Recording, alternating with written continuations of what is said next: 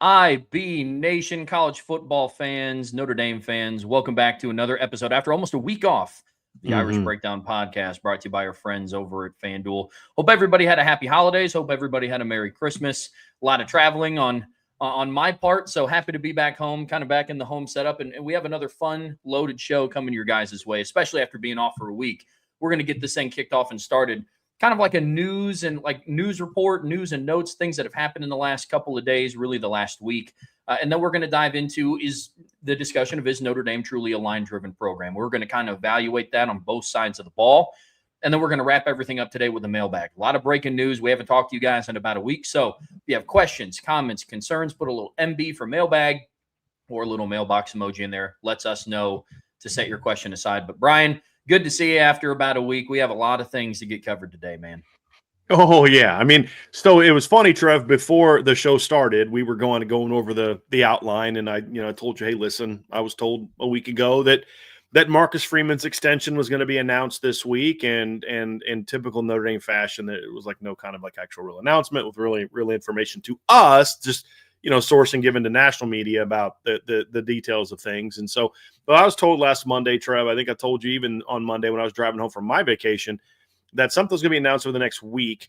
And it was a week later. Marcus Freeman announced he's coming back. It wasn't announced sooner because Coach Freeman was on vacation last week with his family for Christmas, which is a much deserved vacation for a coach who goes very hard during the season. And then obviously with a very short off season in 2025, obviously summers are now about recruiting. They had very little time between the end of the season and spring ball starting. So, I mean, this staff and this coach, and especially Coach Freeman, have been going kind of consistently here for well over a year. I think he needed some time away with his family, much deserved time away with his family. Now that he's back, he's announcing that he's coming back for 2026, going to run it back in 2026. If you're a premium member at Irish Breakdown, you're not surprised by this. I've been given my opinion on this multiple times. My concern of Marcus Freeman leaving was not this season. I anticipated him being back this season. All of my good sources told me he'd be back this season. Next season's a different conversation, and hopefully, certain things change between now and then. But our focus right now is going to be on the fact that Marcus Freeman will be back for the 2026 season. And Trev, I wasn't overly concerned about him leaving this offseason. Like I said, it's more so next season. But it is nice to kind of have that officially over that Marcus Freeman has officially announced he's going to come back. Knowing Marcus Freeman like I do, and I don't know him that well personally, but like I know of him, I know about him, I know a lot about him and those type of things. I'd be shocked if some job came along that would get him to kind of go back on his word of he's coming back in 2026. I'd be really shocked by that. I just don't see that happening. I think we as Notre Dame fans can kind of rest easy and say, okay, it's back for 26. Now we can actually start focusing on this 2026 football team. And so that's obviously a bit of good news there for Notre Dame. It was reported by Pat Forty, what we kind of knew to be true. This isn't just Freeman announcing he's coming back. This is part of a deal that's been worked out with Notre Dame.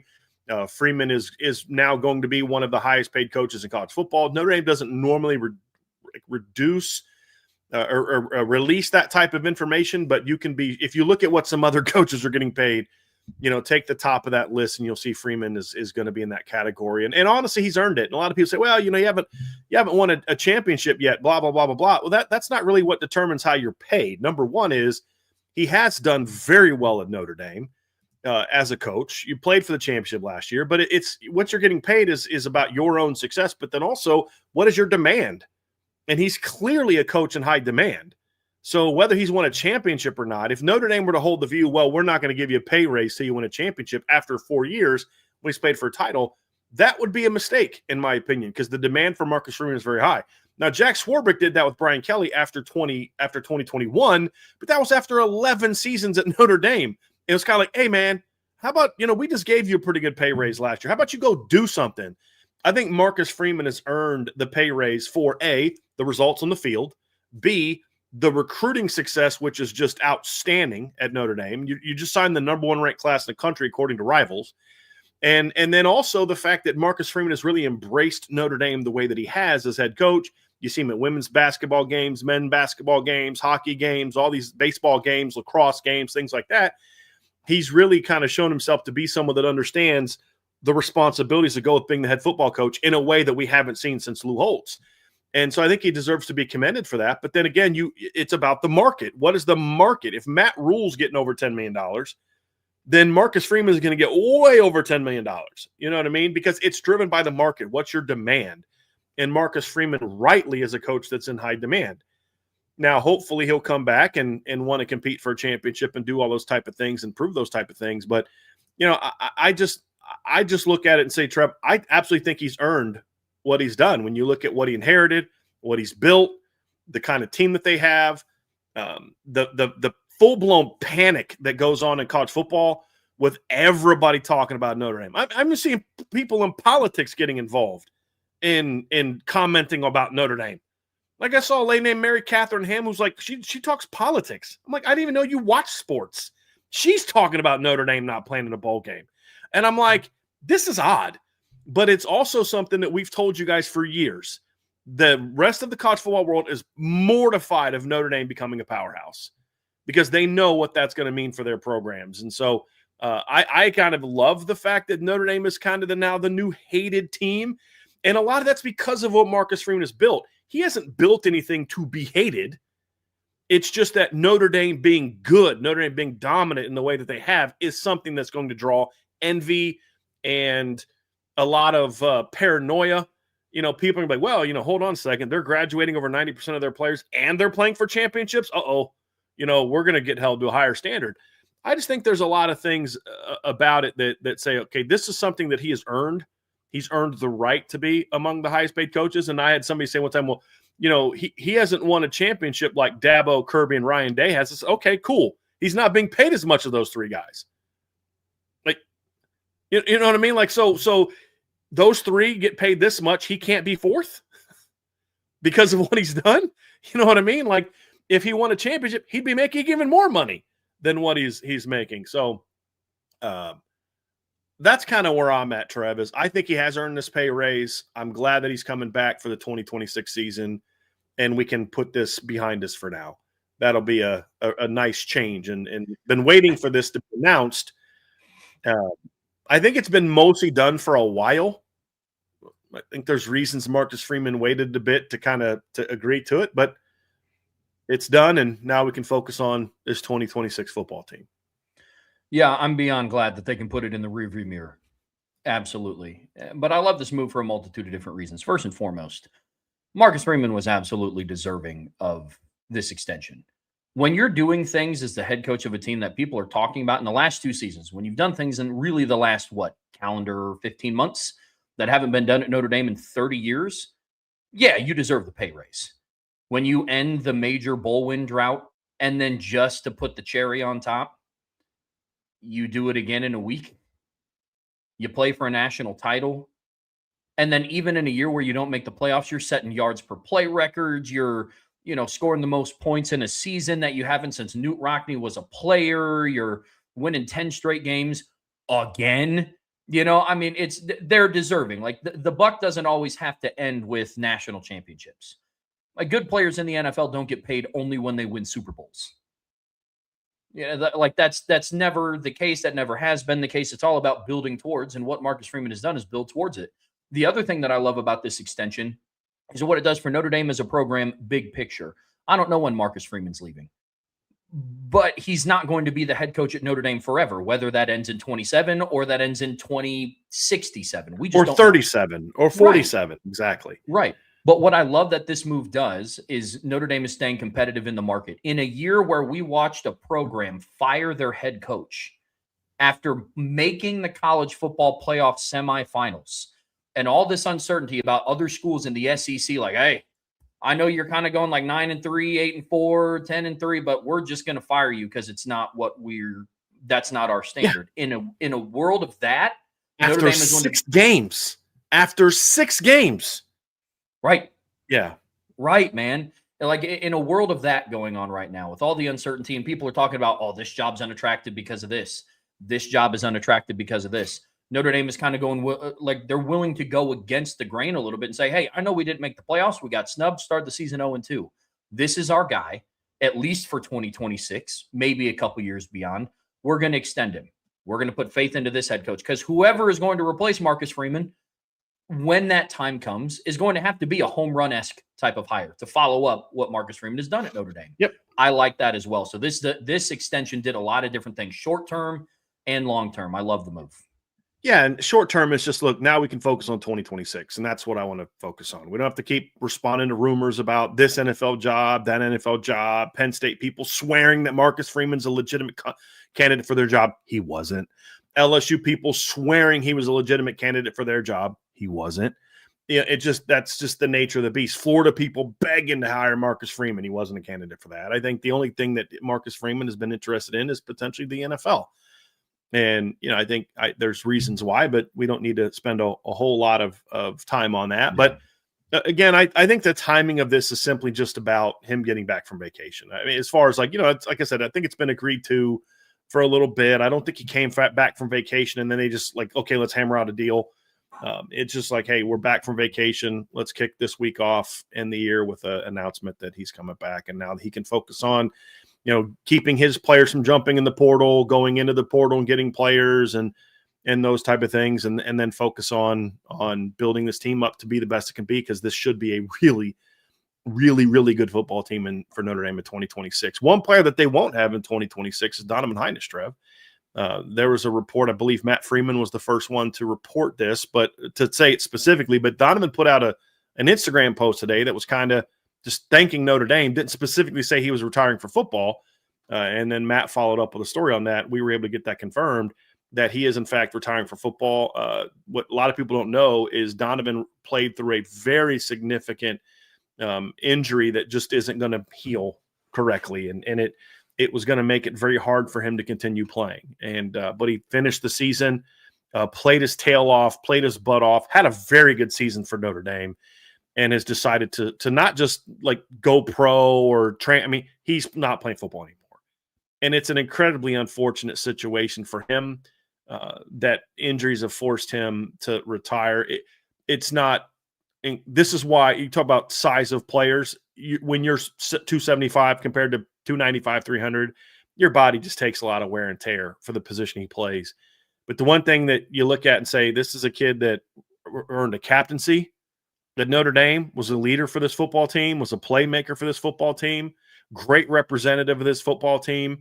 And one thing you can say, whatever you want to say about Donovan Hinish, one thing you can't say, that he didn't give you everything he had every day. And that's what everybody you talk to will tell you about Donovan Hinish. You got his best every day, his best effort every day. And that's a reason he was so respected. That's the reason he was voted a captain by his teammates. And that's the reason the Notre Dame coaches kept putting him out there, even when fans wanted them to put somebody else out there. Because yeah, you can want somebody else out there. You can want somebody that's ideally bigger or whatever, but this kid makes plays. And that's absolutely what Donovan did for Notre Dame this year. He was a leader. He was also a playmaker. You don't put a guy in the field just because he's a leader. They've got leaders who don't play it down because they're just not good football players. Donovan was also a really good football player for Notre Dame. And it's sad to see him go for these reasons, but the young man ended his career with a win, over Stanford. He ended his career as a captain, and he's going to walk away from the University of Notre Dame saying, I played for a national championship, I was a team captain, and I got my degree from the University of Notre Dame. It's a lot to be proud of if you're that young man. Yeah. And now his family has two sons that are graduates of the University of Notre Dame and were captains at the University of Notre Dame.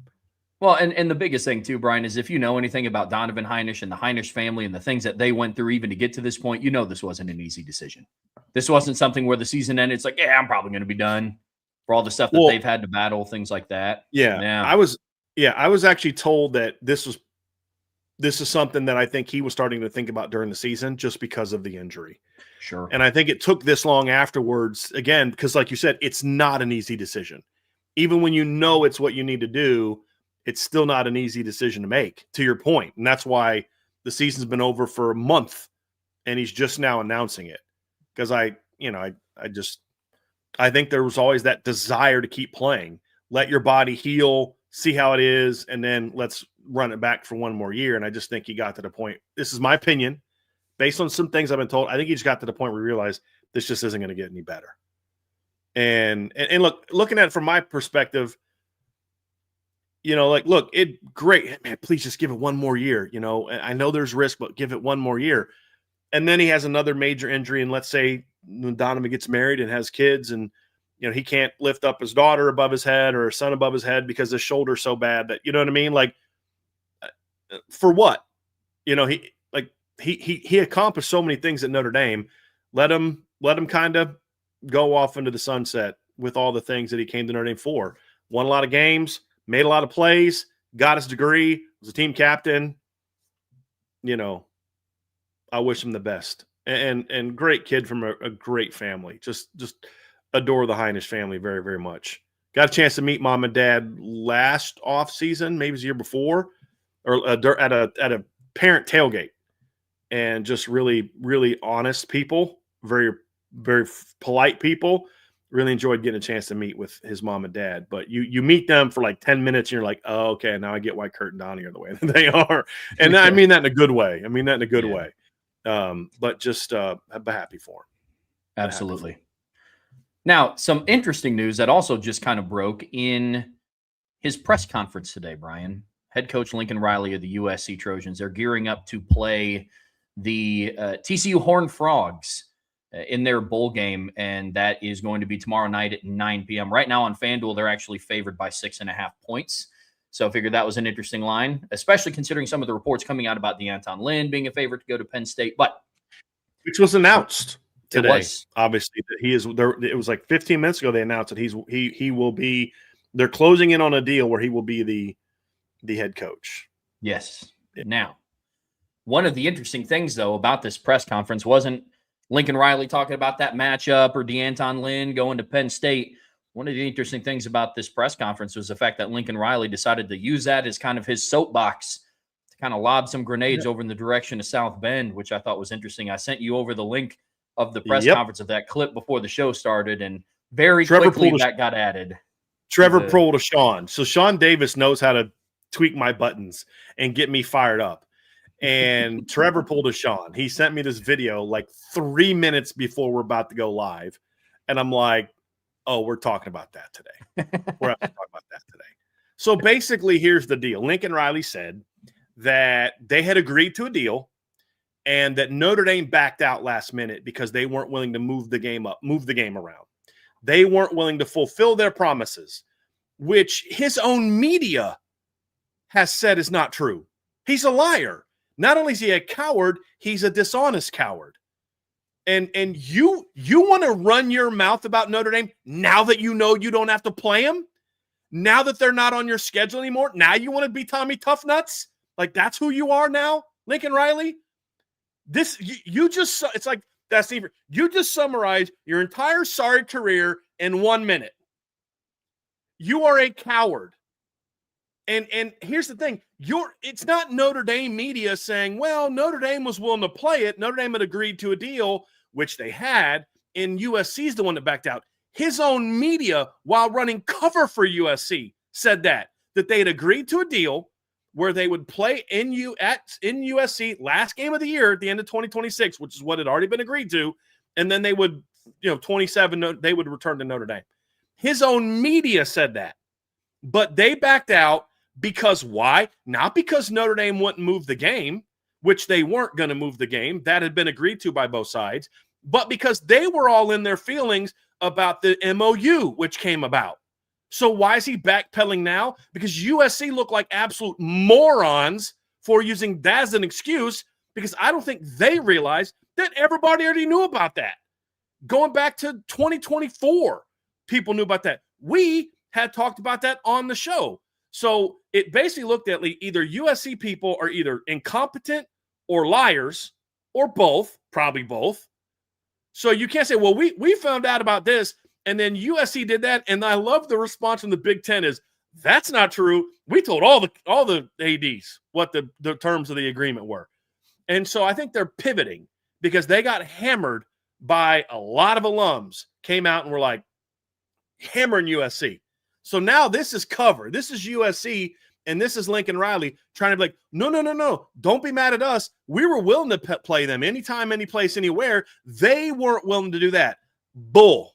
Because here's the deal. If USC was willing to play Notre Dame anytime, any place, anywhere, like they're now saying Notre Dame wasn't willing to do, what's wrong with the schedule they already have? What's wrong with putting it into rivalry? Well, you can't have rivalry games during the season at the end of the year. Yeah, you can. Almost all of the primary rivals are at the end of the year. There's one exception, and that's Oklahoma and Texas. That's it as far as the major rivalries. The game is at the end of the year. The Iron Bowl's at the end of the year. Louisville, Kentucky's at the end of the year. South Carolina and Clemson at the end of the year. Florida, Florida State at the end of the year. What do a lot of those teams have in common, Trevor? They're not in the same conference. Florida, Florida State, not in the same conference. Louisville, Kentucky, not in the same conference. Clemson and South Carolina, not in the same conference. But they still play last game of the year. Why is that?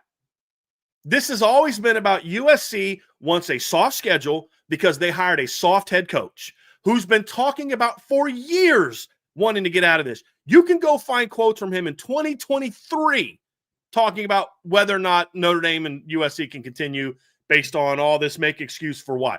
It's the same reason he left a great job at Oklahoma to come to USC. Can we be honest about that? Why did he left Oklahoma, and instead of taking the LSU job, which are both better jobs than USC, he goes to USC. Why? Because Oklahoma had announced they were going to the SEC. Why else would he leave Oklahoma? He had a great job. They'd give him whatever money he wanted. They'd do whatever he wanted him to do. That was a great job. He went to USC because he didn't want to go get his brains beat in the SEC. So he goes to the Pac-12. Then as soon as USC announces they're going to the Big Ten, the coward head coach wants to talk about, well, I don't know, and the reality is the new world, blah, blah, blah, blah, blah. Here's what I'll say again. If you play if 1 year you have to play Ohio State, Michigan, Oregon, and Notre Dame in 1 year, you only got to go 2-2 against those 4 teams to get into the playoff. That's it. If you go 1-3 against those teams, you don't belong in the playoffs because you're going to get beat once you get there. If you can't beat half of those teams, you're going to get beat once you get there. And there's never a year that they have to play Oregon, Ohio State, and Michigan at the same time. Maybe once every 5 or 6 years, maybe. And everybody points to, look how tough their 2026 schedule is. Yeah, their 2026 schedule is pretty tough. Has anybody looked at their 2027 schedule? Here's their 2027 schedule so far. They have 11 games signed. They play Ohio State on the road. Tough game. Indiana at home. Tough game. At Washington. We'll see. The rest of their schedule is UNLV, Nevada, at Iowa, at Maryland, home against Wisconsin, home against UCLA, home against Minnesota, home against Illinois. That schedule's too tough for you to play Notre Dame? You can't go 2-2 against that schedule? And for all the people crying about Notre Dame getting the auto bid if they're in the top 12, the committee can just drop them from 12 to 13 in the final ranking, even if Notre Dame doesn't play like they just did. Number one. Number two, if Notre Dame and USC play in the last game of the season and Notre Dame beats them 100-0, but USC still qualifies for the Big Ten title game and wins the Big Ten title, they're in the playoffs no matter what Notre Dame did to them. So you can miss me with the whole, it's harder to get in the playoffs. What you're admitting is we aren't going to win the Big Ten and we're not going to beat Notre Dame. So we've got to get our schedule soft enough to where we can not win the Big Ten and not lose to Notre Dame and still make the college football playoffs because we're led by a coward. And now he wants to talk tough about Notre Dame. He wants to call out Notre Dame. Oh, he's calling Notre Dame liars. Lincoln, that's called projection, my man. Thou doth protest too much. You're the liar. You're the coward. And the fact that we kept our promises, what promise is that? Because for over 6 decades, Notre Dame and USC have played the same time every year. If it's on the road, it's the Saturday after Thanksgiving. If it's home, it's the middle of October. Every single year for 60 years, since before Lincoln Riley and Marcus Freeman and Pete Bavacqua or Jen Cohn were even born, that game has been played at the same time. College football is different now. No, it's not.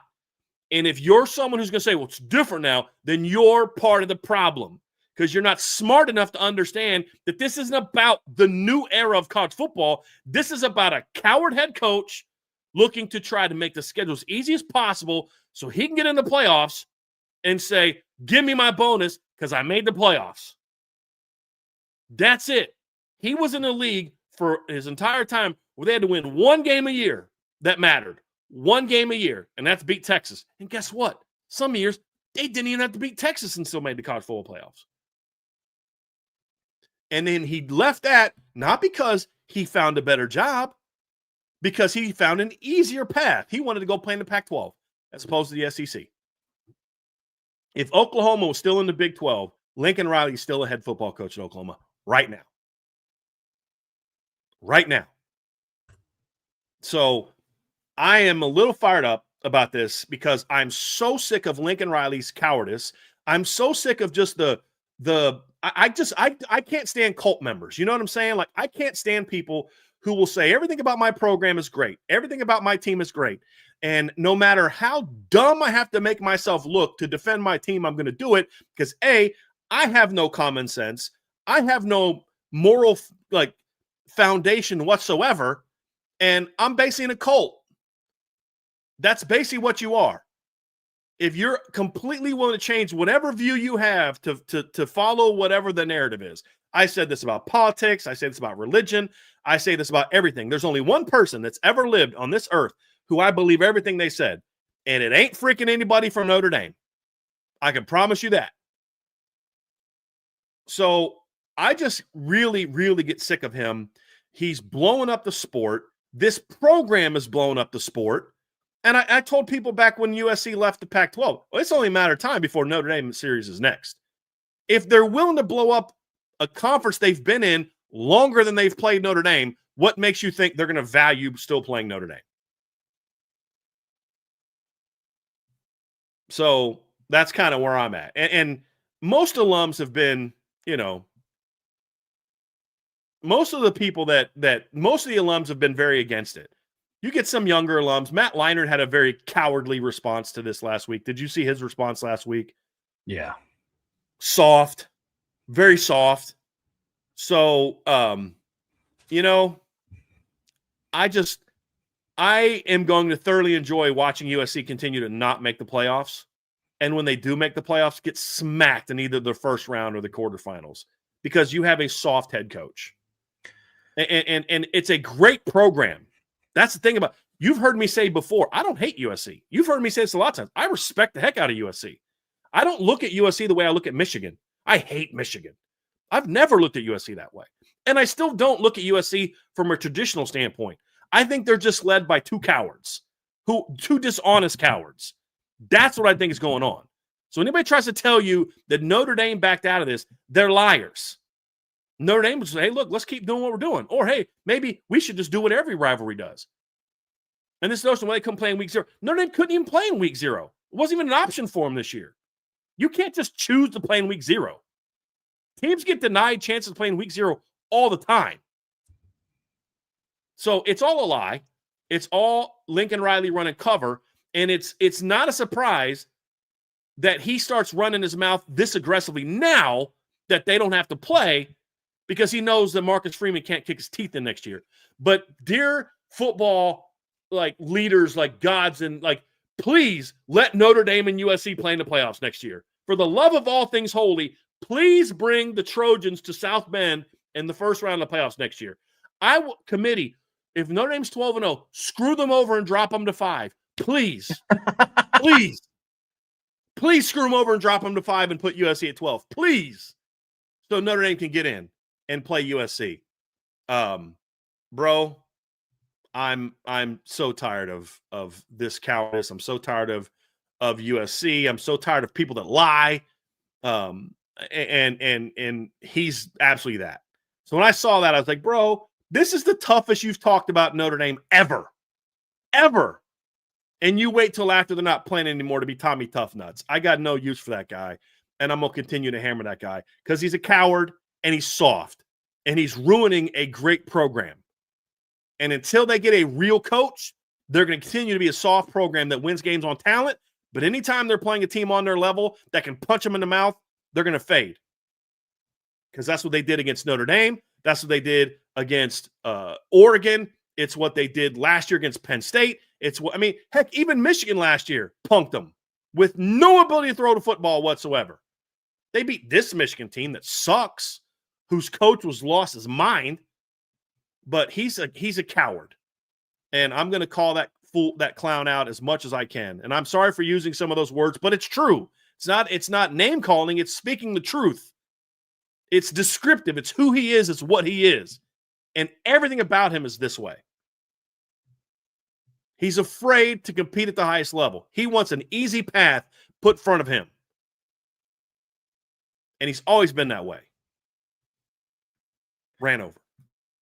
It's funny because the amount of people that talk about the change of college football and how much Lincoln Riley has talked about that, when your program has been one of the main drivers of the changes, I think that's funny because it's not like it's something that you've just been put into when you're the driver of that change. 1. 2, I think it's just silly at this point. Lincoln Riley's kind of like that dude that you go out with at a bar and tries to walk in, act all tough, see somebody that he's been beefing with, but then won't really talk after that dude's left the bar. You know what I mean? That's kind of how Lincoln Riley is, and that's how he always will be, unfortunately.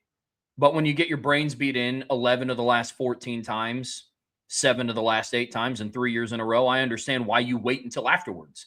Because we all know what Marcus Freeman's resolve is on the field when you start calling him out for stuff when they have an impending game. Shoot, I watched what he did in the Orange Bowl last year when somebody kind of gave him a compliment. Talk about his age and he looked good in his hairline. Mm-hmm. That was a backhanded compliment, but a compliment nonetheless. When you start calling people liars, yeah. Of course, you wait till after it's over, but it is what it is. But yeah, Brian, because that's the most Lincoln Riley thing ever. Let me wait till we're not playing anymore to now talk tough, to now run my mouth. Let me wait till we don't play anymore, and then I'll be tough guy. He's a coward. He's a soft coach for what has become a soft program. Unfortunately. I mean, how's he any different than Clay Helton? Seriously. How's he any different than Clay Helton? Please tell me how he's any different than Clay Helton. In Clay Helton's first 4 years at USC, he had 2 10-win or more seasons, and 1 season with a losing record. Lincoln Riley's had 1 season of 10 or more wins so far. Now, he might get to 10 this year if they can win a bowl game. But, how's he any different than Clay Helton? How? He's not. He's soft. Nothing. Yep. Agreed. USC deserves better. Can we be honest about that? USC deserves better. The sport deserves better. Yeah. Absolutely. But not all of the news that came out of the Notre Dame USC rivalry ending was bad. Sometimes it gets kind of looked at as a joke. But in reality, Notre Dame's strength of schedule just went up because USC is no longer on their schedule. That's the fact. And they added BYU not a minute after it was announced that this was over, that the USC rivalry was going to kind of be on pause at least until 2030. They announced that they're going to be playing the BYU Cougars. In 2026, they'll be playing them in Provo, Utah. Then in 2027, they're going to be playing them in South Bend in a move that I thought was extremely savvy by Pete Bavacqua, but there was some good news that did come out of this historic rivalry coming to an end. There did. I kind of like this Notre Dame scheduling BYU, first of all, was just incredibly just a big middle finger to USC. And a big middle finger to the rest of college football world that thinks Notre Dame needs USC more than USC needs Notre Dame. And that's going to get put to the test over the next 3-4 years. And I don't think it's going to go well for USC. Because here's the thing. If your whole argument is, well, we're going to lose a couple conference games and we can't also lose Notre Dame, you're going to find out that you're still going to keep losing those games to conference opponents. And you're not going to be the team that people think you are. And, so I just think that's going to get played out. But looking at this from a BYU standpoint, I think that this is a great decision. It's not just kind of any, it's not, they didn't go sign Kansas. They didn't go sign with, Cal or something like that, who's in the ACC now. This is a program that's currently hot. This is a program that's won 10 or more games each of the last 2 years. This is a program that was in the college football playoff discussion in November each of the last 2 years. Arizona State knocked them out in 2024. This year, Texas Tech knocked them out in the Big 12 championship game. Kalani Sitake turned down the Penn State job to stay at BYU. They'll have a decent number of players coming back next year, including their quarterback, Bear Bachmeier. The reality is this is a team that's going to improve your strength of schedule. There's a lot of stuff out there about Notre Dame's schedule in 2026. I think a lot of it's misguided. I think even Notre Dame fans are playing into that. There's a thread on the message board I'm going to respond to later that I think very, very much misrepresents what Notre Dame's schedule is. And I think there's a contingent of Notre Dame fans that allow themselves to be convinced by the national media about things that I think are nonsense. And I think that's a big part of it. But I think when you're looking at this BYU game, this is a team that's probably going to start next year ranked in the top 25. If they're the team we think they're going to be, they're going to be in the top 25 all season if they're the team they've been the last 2 years. And I think it makes a lot of sense. And you look at USC's schedule next year, their 2026 schedule is challenging. Their 2027 schedule is soft, but their 2026 schedule is challenging. Like, there's no doubt about that. They have to play at Indiana, at Penn State, home against Ohio State, home against Maryland, home against Washington, and at Wisconsin. That is a challenging schedule. But my question is that any more challenging than what they had to play back in the mid-2000s under Pete Carroll? Is it? I don't think that it is. I mean, we've talked about this, Trevor. 2002, they played number 18 Colorado, number 25 K-State, number 23 Oregon State, number 17 Washington State, number 22 Washington, number 14 Oregon, number 25 UCLA, and number 7 Notre Dame in the regular season, and played Auburn to start that season. And guess what? Still went to the Rose Bowl, and beat Iowa in the Rose Bowl. That team would have made the college football playoffs and been ranked high. There was a year not too long ago where they lost 3 games and would have made the college football playoff based on the way it is now. I mean, so this notion that they'd play soft schedules. I mean, 2003, the first time Pete won a championship, they played number 6 Auburn on the road to start the season and played Notre Dame on the road. Notre Dame wasn't that good that year, beat number 6 Washington State that year, and played BYU in the non-conference that year, and then went on to the Rose Bowl and beat Michigan that season as well. So this notion that they play these really hard schedules and it's unlike anything they've ever played before is utter nonsense.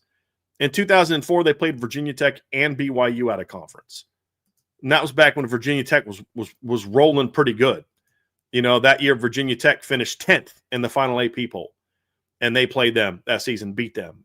And so, this notion that the schedules are too hard, and that's back when you needed to be in the top 2 to play for a championship, not top 12, top 2 to play for a championship.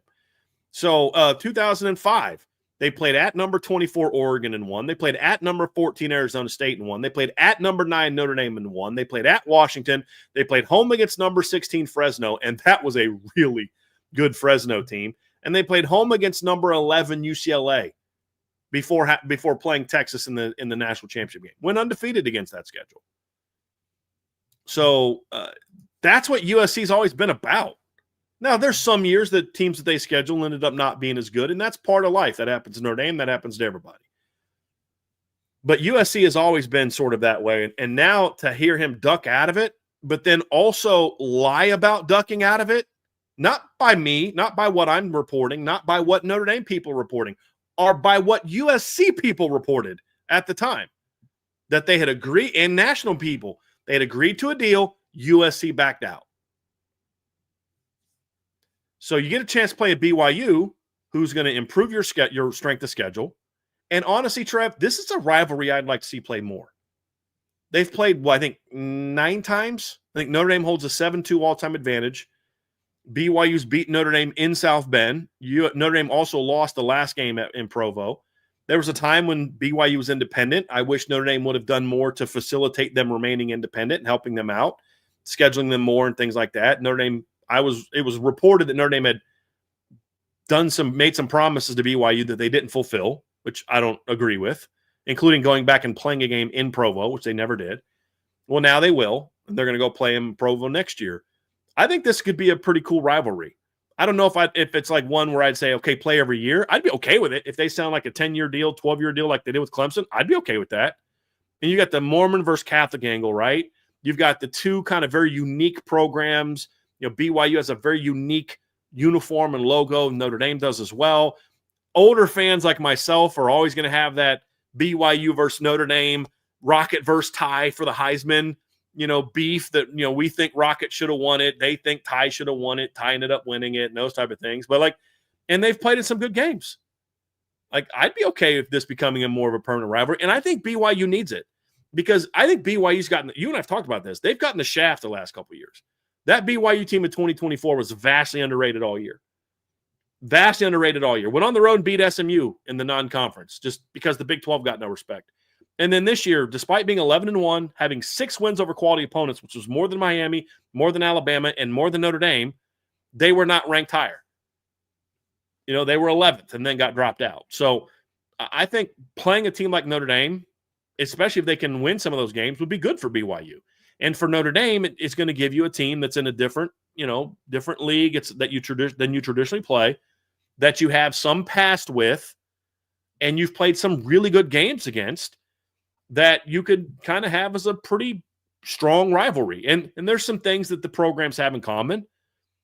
Currently, not in the past. In the past, Notre Dame was the heavy run team, and BYU was the throw it all over West Coast team under Lavelle Edwards.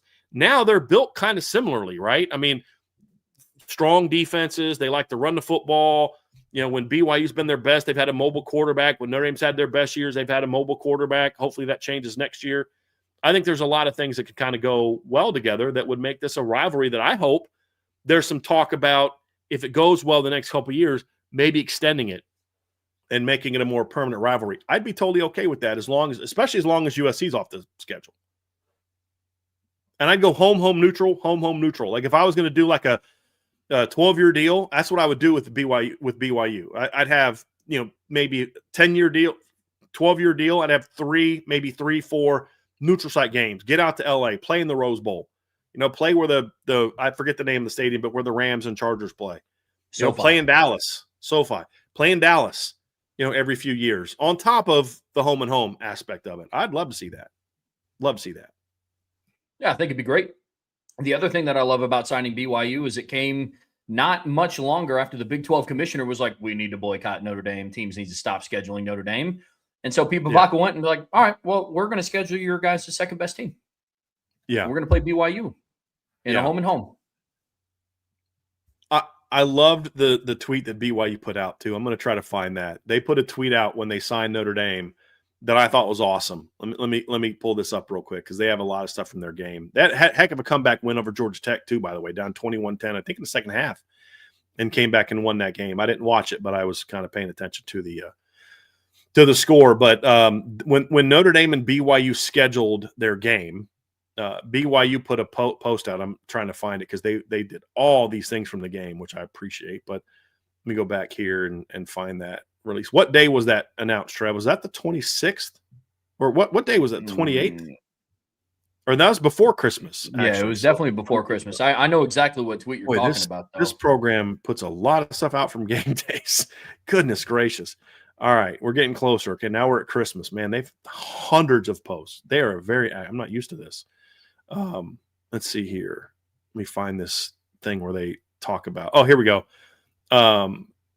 They put a tweet out. Is it not here? Oh man. I think it was a response to their own tweet. Let me see here. It's not even there. So I don't know. Did they take it down?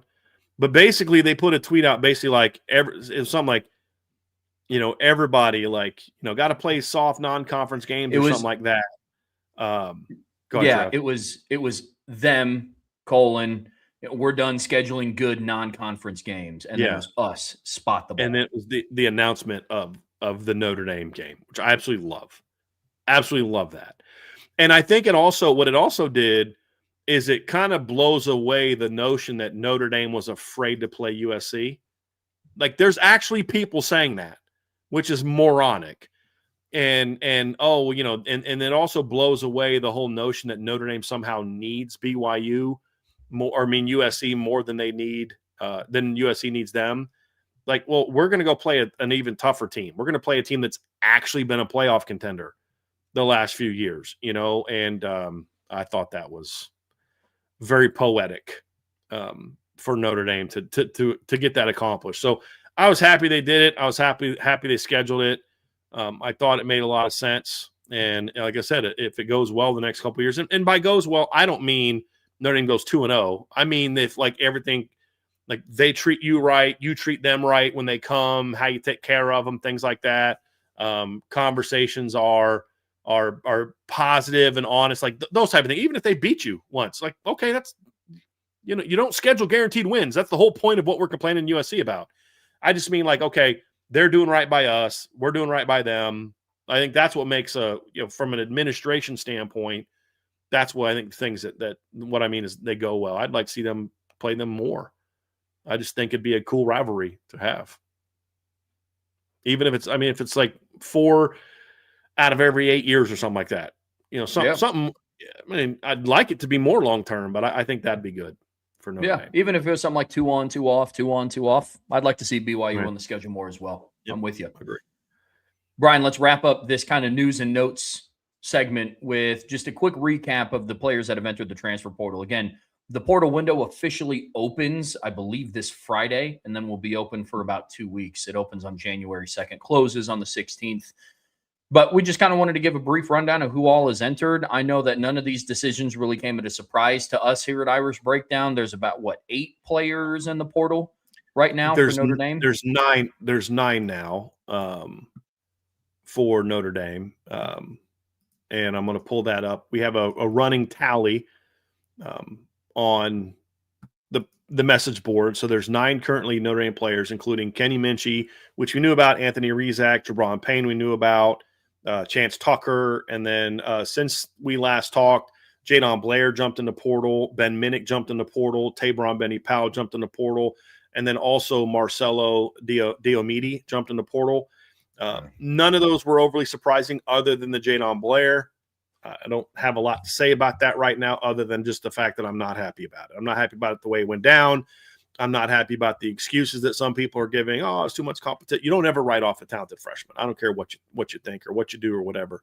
And there's just a right and a wrong way to do things, and that's about all I can say about it. But I think overall, when you see these heavy secondary departures, and I don't think they're done with secondary departures, there's a chance for 1 or 2 more. A lot of it's just a really deep group. And you're going to have some kids that want a chance to go play somewhere else. Some kids you kind of have to process out a little bit to make room. You can have too many people in a room. I mean, that's just the reality of it. Look, I've coached at levels where the Division III and to a degree the 1AA level where I was at. Having a big football roster is something the schools want. Not all of them. Like CNU, we didn't need that. Muhlenberg, we didn't need that. But at Wittenberg, like in Defiance, they wanted us to have as many kids as we could have because that's where a lot of the male enrollment came from for the school. When you're talking about a school of a couple thousand kids and you have a 200-man, football team, you've just really bumped up male enrollment at the school. And that's something that schools coveted.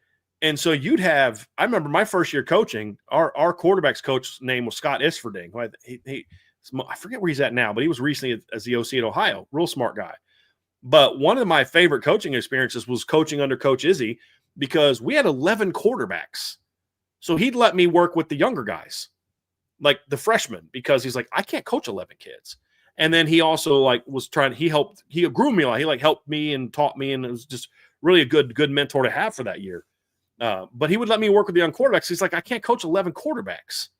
And you can't. You'd have 25 receivers on the roster. You'd have 25. You can't coach that many. Not one guy can't coach that many kids. And I think that's part of it as well, is you've got to get the DB numbers a little bit more in check to kind of help with that aspect of it. But I just think it's not unexpected. Even though I don't agree with all of the decisions, whether it be from the players or from Notre Dame, the reality is that you were going to have kids. You were going to have kids leave from the secondary, and it's a part of it. It doesn't mean that the program's unhealthy or, anything like that. It just means that's just the nature of the current era we live in. You can't afford to keep all the kids every year financially because you have a cap that you're dealing with now. Well, and now that the school is kind of just down to one window, like college football is down to just one window, it's going to seem like more of a max exodus to some people because you're not going to have it divvied up between the winter portal and the spring portal windows anymore. Right. Now coaches are tasked with, okay, you have to get your roster set. And one of the benefits is your roster will be set going into winter workouts, going into spring practice, so you can work on developing your team for the 2026 season. The downside to that is to just kind of the naked eye. It's like Notre Dame lost, oh my, X amount of players in the winter. I'll be very interested to see what those numbers look like.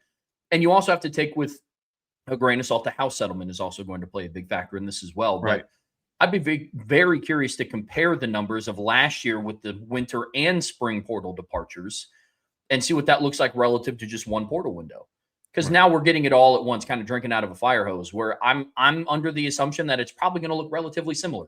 Probably a little bit more this year because of the house settlement, but I think that also plays into it as well. It'll be more this year because of that, in my opinion. Now, there are some kids that are still thinking about transferring that I think are not because of the settlement that would be concerning if they left. Won't really get into that. Hopefully they don't leave.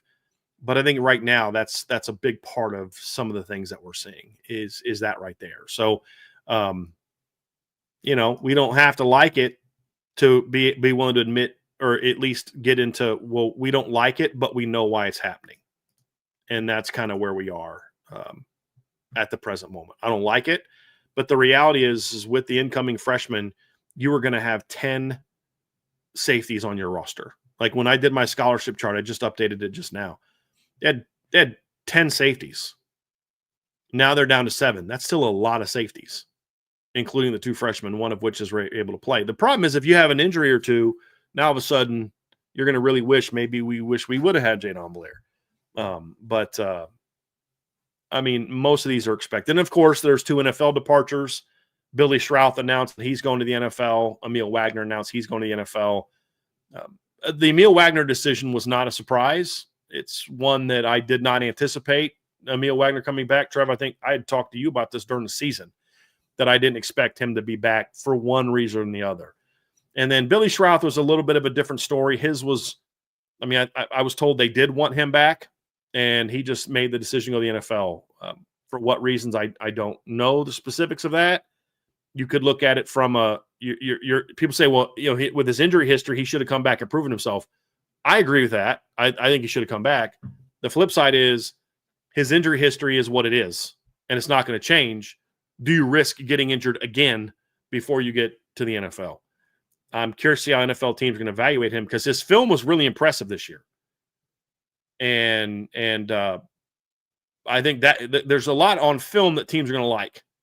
But the fact that he has yet to play a full season as a starter is going to be something that's going to hurt him as well. Hopefully he'll still get drafted. But, I think the odds of him being a day 2 pick are probably not great unless there's just a team or two that falls in love with him. Probably be a day 3 pick. But I think he understands that. I think he's willing to take that chance to begin his next careers would be my guess. So obviously the offensive line is a question mark. We'll talk more about that in the next segment, but I want to at least acknowledge those things as well. But that's some of the news that's kind of come out. There will be more kids that jump in the portal. It's just kind of the nature of it. There's really only right now 1 or 2 kind of guys that you were like, oh boy, that's concerning. But I don't know that those players have made final decisions yet. So we'll see. We'll see. Somebody asked about any news on Junior Burnham and Snead. Junior Chilamaka's done. His career Notre Dame was going to be over no matter what. He played all 4 years. He didn't have any eligibility.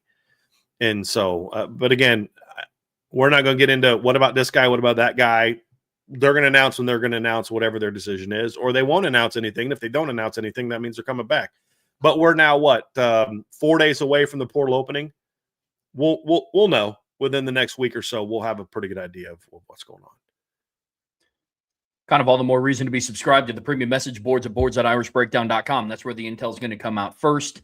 It's definitely most bang for your buck message board out there. So make sure that you hop into boards.irishbreakdown.com. We're getting ready to talk about whether Notre Dame is, a line-driven program. We're going to dive into what that means and where we're at with that. But before we get there, folks, be sure to hit that like button, hit that subscribe, hit that notification bell.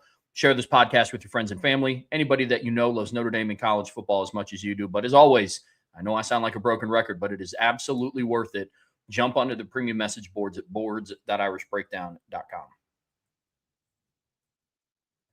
All right, Brian, in part 2 of today's show here on the Irish Breakdown podcast, brought to you by our friends over at FanDuel, we are talking about Notre Dame's kind of big picture, one of Marcus Freeman's biggest philosophical beliefs when building a football program. He has said since day one he wants to be a line-driven program. And what does that mean?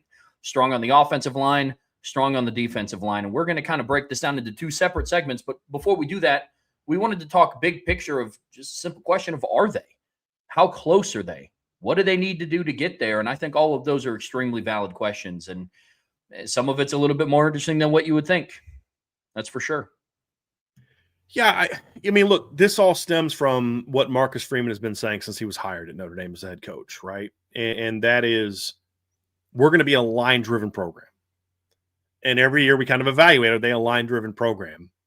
And what I think we can honestly say is that they are clearly aspiring to be a line-driven program, but they're not yet. And what does that mean? Does that mean that Notre Dame's both of their lines are bad? No, I think their defensive line this year, and for big chunks of last year, proved that they are playing at a level that you can say defensively their D-line has been a huge reason for their success, especially this year. I think their defensive line was outstanding this year. You don't hold teams to less than 100 yards per game rushing and then also lead the nation in pressures if your D-line's not really good. And I think their D-line led all D-lines in pressures as well, is what is the stat that I was given. So I think that side of the ball is. Now, we'll talk later, is it on pace to continue? That's a different story, but at least it played like it. I don't think you can argue that the offensive line has played like that. Now, you can use all the excuses you want. They've had a lot of injuries the last couple of years, and they have, and that's a valid thing to say. What would last year's offensive line have looked like had Charles Jagusah not got injured? Would they have slid Billy Knapp or Anthony Knapp into the starting lineup after Craig and Strouth went down? And then now you got Jagusah at left tackle and Strouth inside where he should be? What would we feel about this offensive line right now if Jagusah didn't get hurt the last 2 years and Anthony Knapp stepped into the lineup when Billy Strouth got hurt or when Ashton Craig got hurt instead of either Rocco or Coogan? What would we be thinking here? What would the line look like? What would if Jagusah didn't get hurt this year? What if Billy Strouth didn't get hurt the last 2 years? What if Ashton Craig didn't get hurt? Would things be any different? We don't know the answer to that question. I think I would say my opinion, because we don't know how an offensive line would have evolved over the season. And I will say that the last game that Notre Dame played with at least 4 of their starters that started the year was one of their best performances of the season. Now, that came in a game where they ran for over 300 yards against USC. That's a soft team. We established that, right? Soft head coach. But you still went for over 3 bills against them. Line played great that game. After that, not so good. But you also lost Billy Strouth that game. You can't, no matter how you try to spin it, you can't say, well, losing Billy Strouth was not that big a deal. You're Notre Dame. You just pop in other linemen. That's not how it works. That's like, look at Georgia last year. That's a program that absolutely produces a ton of NFL players. All the injuries had their line a mess last season. Notre Dame's line with all their injured players played better than what Georgia's did last year with all their injured players. Can we agree on that? But I still think you can look back and say, I don't think the offensive line still played like an elite group. I think, Trev, you looked it up. The semifinalists for the Joe Moore Award, which is what, the top 10 offensive lines, like 8 to 10 offensive lines, came out 2 weeks after Billy Strouth got hurt. Means Notre Dame only played 1 game after that. So the evaluation of Notre Dame being in there was done with looking at the film that included Billy Strouth and Ashton Craig for all but 2 games. And they deemed it not even a top 10 unit. And they had, Georgia Tech was on there. And read it. Yeah, they had Cincinnati, Duke, Georgia Tech, Indiana, Iowa, Michigan, Oregon, Texas A&M, Utah, and Vanderbilt. Yeah. Notre Dame should not have an offensive line behind those teams, even with an injury or 2. And so you can still look at the offensive line and what they've had before injury set in this year, for example, and said they still didn't play well enough because they didn't play very well against the 2 best teams, the 2 best D-lines they played. And their veteran tackles got dominated in the opener against Miami. which has had the best DN group that they played. So, like, to me, those things you look at have to say, you can make all the excuses in the world for why, but you have to admit that they have not been a dominant offensive line the last couple of years. They haven't been the last 3 years. And under Marcus Freeman, at no point in time from start to finish have they played like that. There's been stretches. There were stretches in 2022. There were stretches this year. There were stretches last year where the line was playing at a pretty high level, but it wasn't consistent enough to be considered a team that's being driven by their offensive line. And if you break down the film and you're honest with yourself, you're going to look and say, there were a lot of yards gained that were because of the unique talent of the two running backs, more so, or the quarterback last year, more so than, wow, look at those big holes they're opening up. There were times that was true. I mean, the USC game was absolutely giant holes being opened up for Jadarian Price and Jeremiah Love. There was other times where those guys had to make huge plays out of nothing. Go look at Jadarian Price's 49-yard touchdown run against Boise State. That was not done because of the offensive line. Look at Jeremiah Love's 43, 46-yard touchdown run against Navy. He got hit by 3 guys in the backfield. And so the offensive line has not been dominant. Does that mean they haven't been good? No, they've been good. They have been good. They haven't been bad. This isn't 2021 O-line play. This isn't 2016 O-line play. Actually, 2016 was pretty decent. This isn't, 2007 offensive line play. Far from that. It's been a good line. But that's not the standard that Marcus Freeman has set for the offensive line. It's supposed to be the driver of the team's success. And I don't think you can look at the offensive line the last couple of years and say that. I don't. The biggest thing that kind of separates it for me, and this is kind of taking a look at both sides of the ball, still sticking with big picture here. Look, I think Notre Dame along both lines, more so weighted on the offensive line, because we'll get into the defensive line here in a second. They have too many what-ifs to be a line-driven program. In my opinion, if you are a truly line-driven program, there's not as many what-ifs. What if Rudolph set the correct starting 5? What if Sam Pendleton wasn't in the starting lineup? What if Shrouth was in the lineup sooner than 23? What if Jagasaw didn't get hurt? What if Shrouth didn't get hurt? What if? Way too many of those. Now, the counter to that, and why I believe, and we're going to talk about this later in a different segment, of why I think the defensive line is ahead of where the offensive line is, because the defensive line has also been hit with injuries. Sure. But the variance of their level of performances have not been as far apart. I mean, we're talking about a defensive line that has lost in the last couple of years. They've lost Boubacar. Bryce Young was a true freshman last year. They lost Gabe Rubio for a chunk. They lost Jason Onye for a chunk. Donovan Hinish has been battling injuries. Josh Burnham has been battling injuries. So the laundry list goes on and on. Riley Mills, Howard Cross. Right. Yeah. But the defensive line played at a higher level than the offensive line did more consistently in the last 2 seasons. The D-line without Riley Mills played better against Georgia than the offensive line did with a unit that had been together for several weeks. 100%. So that's what prevents it from being a truly line-driven program for me right now. Yeah. Now, that's subject to change next year. But where does our hesitancy come from, Brian? It's all the what-ifs going into this season.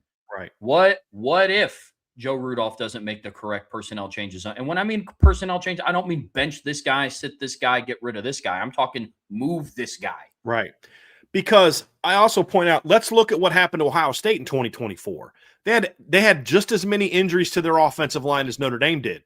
And look how their offensive line played in the postseason compared to how Notre Dame's offensive line played in the postseason. So, and the line didn't even start playing even well at all until a guy was put in the lineup that the O-line coach had no intention of putting in the lineup until somebody got hurt, which is Charles Jagasaw. So that's the thing, is you can look and say, okay, they've been good. There's no doubt. This notion that Joe Rudolph's a bad line coach, that's nonsense. Joe Rudolph's a good offensive line coach. They're not winning in spite of Joe Rudolph the last couple of years. Do we agree on that, Trevor? 100%. But again, that's not the standard. Like, this is my whole point. Why do we as fans, every time a player's not playing at the high level we anticipate, we always want to say, move this guy, bench him, bring in somebody else, go to the portal, put in this 5-star recruit, because that guy's not playing championship football at that position. But then we don't hold coaches to that same standard. Why? If any offensive lineman that played to the level that Joe Rudolph has coached, we'd be saying they need to find somebody else. Now, I'm not saying that, but that's how the narrative goes because fans are always about if the guy's not performing well, fire him. Well, I would point to Al Washington as a perfect example of why it's not always best to just fire somebody. I think with Al Washington, there was a time for adaptation. There was enhancement. He improved. And look at the job he's done in the last 2 years. Recruiting and coaching.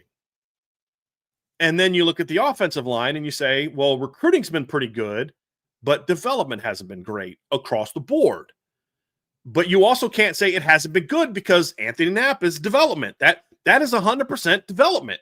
His growth as a player is 100% about development under Joe Rudolph. I mean, it is.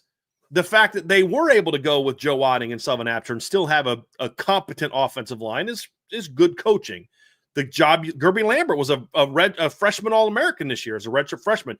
You can't sit there and just say, he sucks, fire him, without acknowledging the good things he's done. It's about getting him to coach to the highest level, demanding more of him the way that he demands of his players. That's all I'm asking for here, is to say, look, the standard, hey, Coach Rudolph, it hasn't been good enough. You've got to be willing to do the things that Alabama was willing to do, which back in the day when they won 3 titles with Barrett Jones and starting on all 3 of those teams, but at 3 different positions. Tackle, guard, and center. Because that's what Bama needed to do to get their best 5 on the field. Those are the things I'm talking about, Trev, is you've recruited well. You have big-time talent. There's no doubt that Notre Dame has top 5 talent on their offensive line, even without Billy Schrauth and Emil Wagner. But will you put the right 5 together? Will you develop across the board? Can guys stay healthy? And then can you play to their strengths more effectively? So you can become more driven by the line. Here's the reality. They have not been, but they can be. And that's where I'm at. And I don't think it requires them to fire Joe Rudolph to get there. If a couple coaches that are out there that I think are great coaches were interested, then you consider making a move just like you do in the transfer portal. You're willing to look at a running back. They're looking at running backs in the portal despite having good players there. You're looking at receivers despite having good players there. You're looking at other positions despite having good players there. You always have to be open to, can we better our program? And that's what every move has to be. Does this make us a better program? On the field and in the locker room. But I anticipate Joe Rudolph coming back, and I don't want to spend the whole offseason talking about who should be the O-line coach. He is. So now it's about Coach Rudolph. What can you do to now get the most out of your guys? Look, all the guys that Coach Hiestand and Jeff Quinn recruited, for the most part, are gone outside of what? And when I say recruited, I don't mean just signed, but like Harry Hiestand never coached Charles Jagasaw. You know, like he recruited him, but he never coached him. Harry Hiestand recruited Sullivan Absher. He never coached him. Those are Jeff Quinn guys. They've been only coached by him. I think other than Ashton Craig, who was with Coach Nate Hiestand for a year, there's no more Jeff Quinn guys left. And so it's now it's like, okay, this is your group. Now it's time to kind of take them to that next level.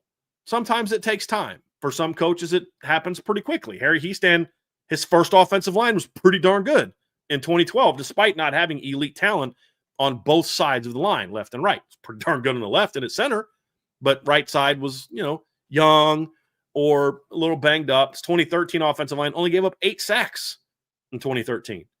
So in the 2015 line, in my opinion, was the best line in college football. 2017 line was the best line in college football. But that's Harry Hiestand. There aren't a lot of Harry Hiestands out there. That's the standard, but it's different. You have to let Joe Rudolph develop on his own terms and not constantly hold him to the Harry Hiestand standard in the way that he did it. But the end result has to be there. That's the end result, needs to be there. Doesn't have to be done the same way or the same, whatever. But now you're in a position where you're going into year 3 of Anthony Knapp. You're going into year 3 of Gerby Lambert. You're going into year 4 of Charles Jagasaw, assuming he comes back. You're going into year 4 of Sullivan Absher and Joe Wadding and guys like that. You're going into year 2 of Will Black and Matty Augustine and guys like that, right? I mean, so the talent's there. Now it's about figuring out how can we take it from being a good offensive line to an elite offensive line. That's now the question. And how well he does there is going to determine how good the season goes. I'll say right now, I don't think Notre Dame can win a title without Joe Rudolph playing a very key role in that. I think it's going to be very, very hard to do that. So if they are able to go out and win a championship this year, I think we're going to look back and say, what a job Joe Rudolph did. I think they're going to need that this season to A, protect CJ Carr, and B, open up run lanes, because I don't care who you get in the portal. There's nobody in the portal, with all due respect to Hollywood Smothers and Turbo Richard's down in the portal, and Wayne Knight and the Caleb Hawkins kid from Texas Tech, who's a really good player. The Cam Cook, I think is his name, the kid from Jack State, who jumped in the portal. Like, all these kids are very good players. They're not Jeremiah Love. They're not Jadarian Price. Because if they were, they'd be going to the NFL. And so I look at it and say, you're going to need the offensive line to play in the league of elite. Whether they win the Joe Moore Award next year or not, I don't care. But they darn well better be a finalist, or at least in the final conversation of, okay, we can only name 3 or 4. Notre Dame's in there. Maybe we don't pick them to be in the 3 or 4, but they were in the conversation. That's all I really need. It's not about awards. It's about they were that good on film that you're having the conversation of, are they one of the best? If he does that and he gets that out of this line, then this team is going to be special on offense next season. Well, no doubt about it. I mean, look, the performance of the offensive line and Joe Rudolph up to this point has gotten them to where they are. And that's not a bad spot. What so many people have a problem with, especially around the conversation of the offensive line, is they want a very black and white conversation. It's either elite or it sucks. And the answer right now is neither. It doesn't suck. I mean, look, you go back, I talked about it every single week on FanDuel. They had this new prop out where you can talk about like team rushing yards, which I thought was a pretty cool feature. For the last 6 games of the regular season, Notre Dame was over at least 210 team rushing yards every single week. That's something that the majority of the teams in the playoffs currently can't say. That's a really good spot to be in. You don't get there without your offensive line. But with that being said, they have now gotten to this performance has gotten them to where they were at. Where is that? They absolutely dominate soft teams like USC. They absolutely ground and pound teams into submission like Syracuse and NC State, and they could do it against Purdue. But what happens when you face Ohio State? What happens when you face Indiana? What happens when you face Georgia? What happened this year when you faced Miami? That's the next step. That's the level that we're talking about that you have to get to. That's the next hurdle. It's not how do they figure out how to be okay. That's a conversation we had after 2007. It's a conversation we had after 2021. What do you have to do to just be good? They're good. Mm-hmm. And we've established that premise. But Notre Dame's not going to win a national championship unless the offensive line plays a huge role in that. What did they struggle to do outside of the first possession of the game? And really, that was still Riley Leonard of the national championship game. To run the football. Now, some of that was because they got down very quickly by multiple scores. Sure. But it was 9-minute drive to open up the game, largely led by Riley Leonard in that offensive line. And then after that, it was nothing. They gave their defense no time to rest because it was 3 and out off the field. So those are a lot of different things that this offensive line is tasked with. We're not talking about if they can be good. It's just, can they be elite? And that is a very valid question because it's been quite some time since we've seen an elite offensive line in South Bend. And you can only get by on the O-line U thing with just individual performances for so long. Right. That's the thing. I mean, the last time that Notre Dame had an offensive line that I would consider one of the best in college football was 2020. Now, they've had some linemen who were some of the best in college football. Joe Rudolph 100%. Was the best left tackle in college football, in my opinion, in 22 and 23. But they haven't had one of the best lines since 2020. And if you look at the last 2 years, Notre Dame has played 6 teams that were playoff teams. 4 in the playoff last year, 2 that made it this year. In those 6 games, they averaged 124.3 yards per game. And it's only that high because Jeremiah Love went for 98 yards on 1 carry against Indiana. Now, I don't take that back and say, like, if that 98-yard run looked like Kyron Williams' 91-yard run against North Carolina in 2021, or like Jeremiah Love's long run against Navy this year, I'd give the line no credit for that. And I'd say that run doesn't mean anything to me when evaluating the offensive line in the run game. That one did because they opened that hole up big. I mean, Anthony Knapp destroyed Mikael Kamara on that block. And so I count that.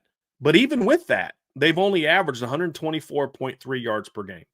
in their 6 games against playoff teams the last 2 years. That's not good enough for Notre Dame. It's not.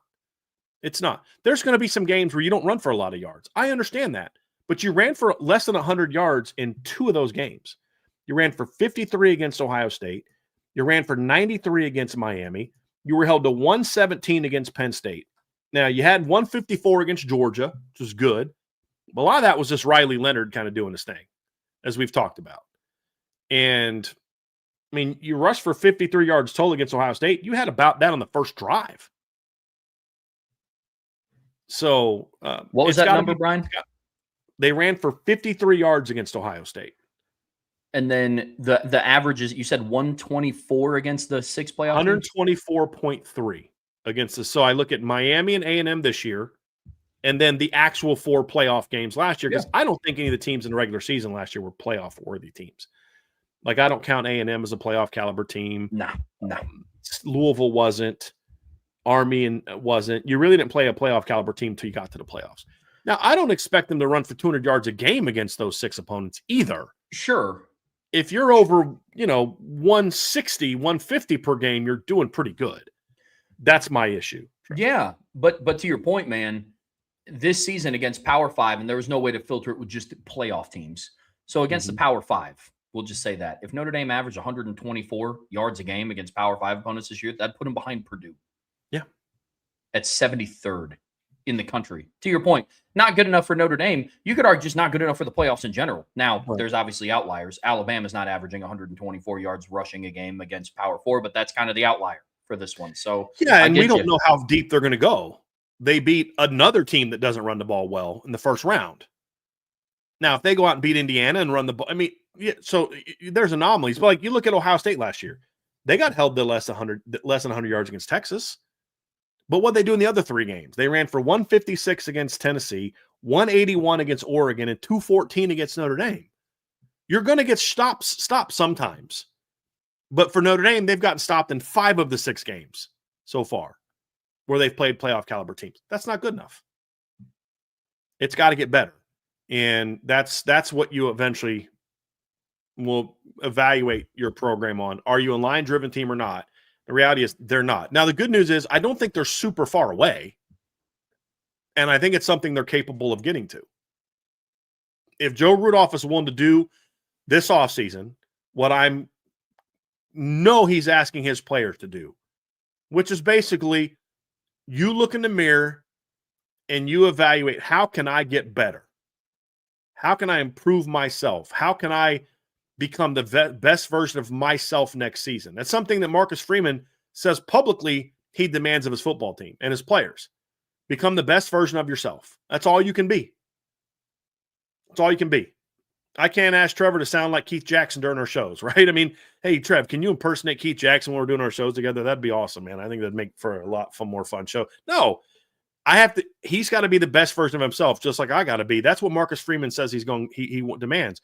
If Joe Rudolph is willing to look in the mirror, have an honest conversation with himself and say, okay, I've got to do a better job here. And I think he's done that at times. I don't think you can look at how much the pass pro improved this year and say it's all about playing teams that can't rush quarterback. There were noticeable improvements in how they coached compared to the year before when they couldn't even pick up twists and stunts.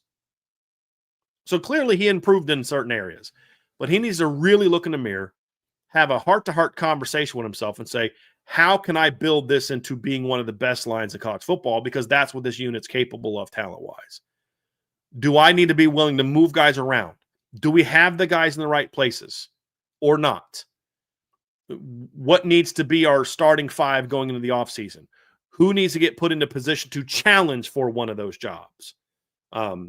Is Anthony Knapp at left tackle best for us? If not, then where can we put him? If you think it is, whatever it is, what it is, Anthony Knapp's going to be good wherever you play him.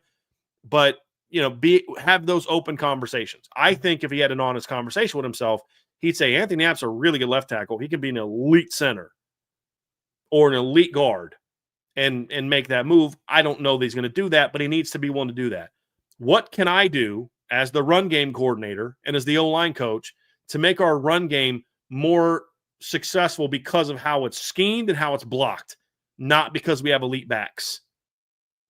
because we'll have real good backs next year, but we won't have that group, that duo next year. You just won't. Nobody will. But you don't have that group bailing you out anymore.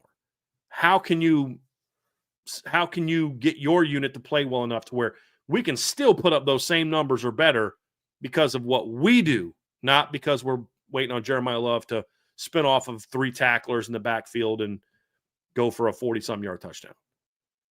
That's what it comes down to. You know, Alabama's O-line coach was willing to look in the mirror and say, hey, Barrett Jones is an All-American for us at left tackle. But to get our best unit on the field, we need to move him to center. And they made that move, and they went out and won another title.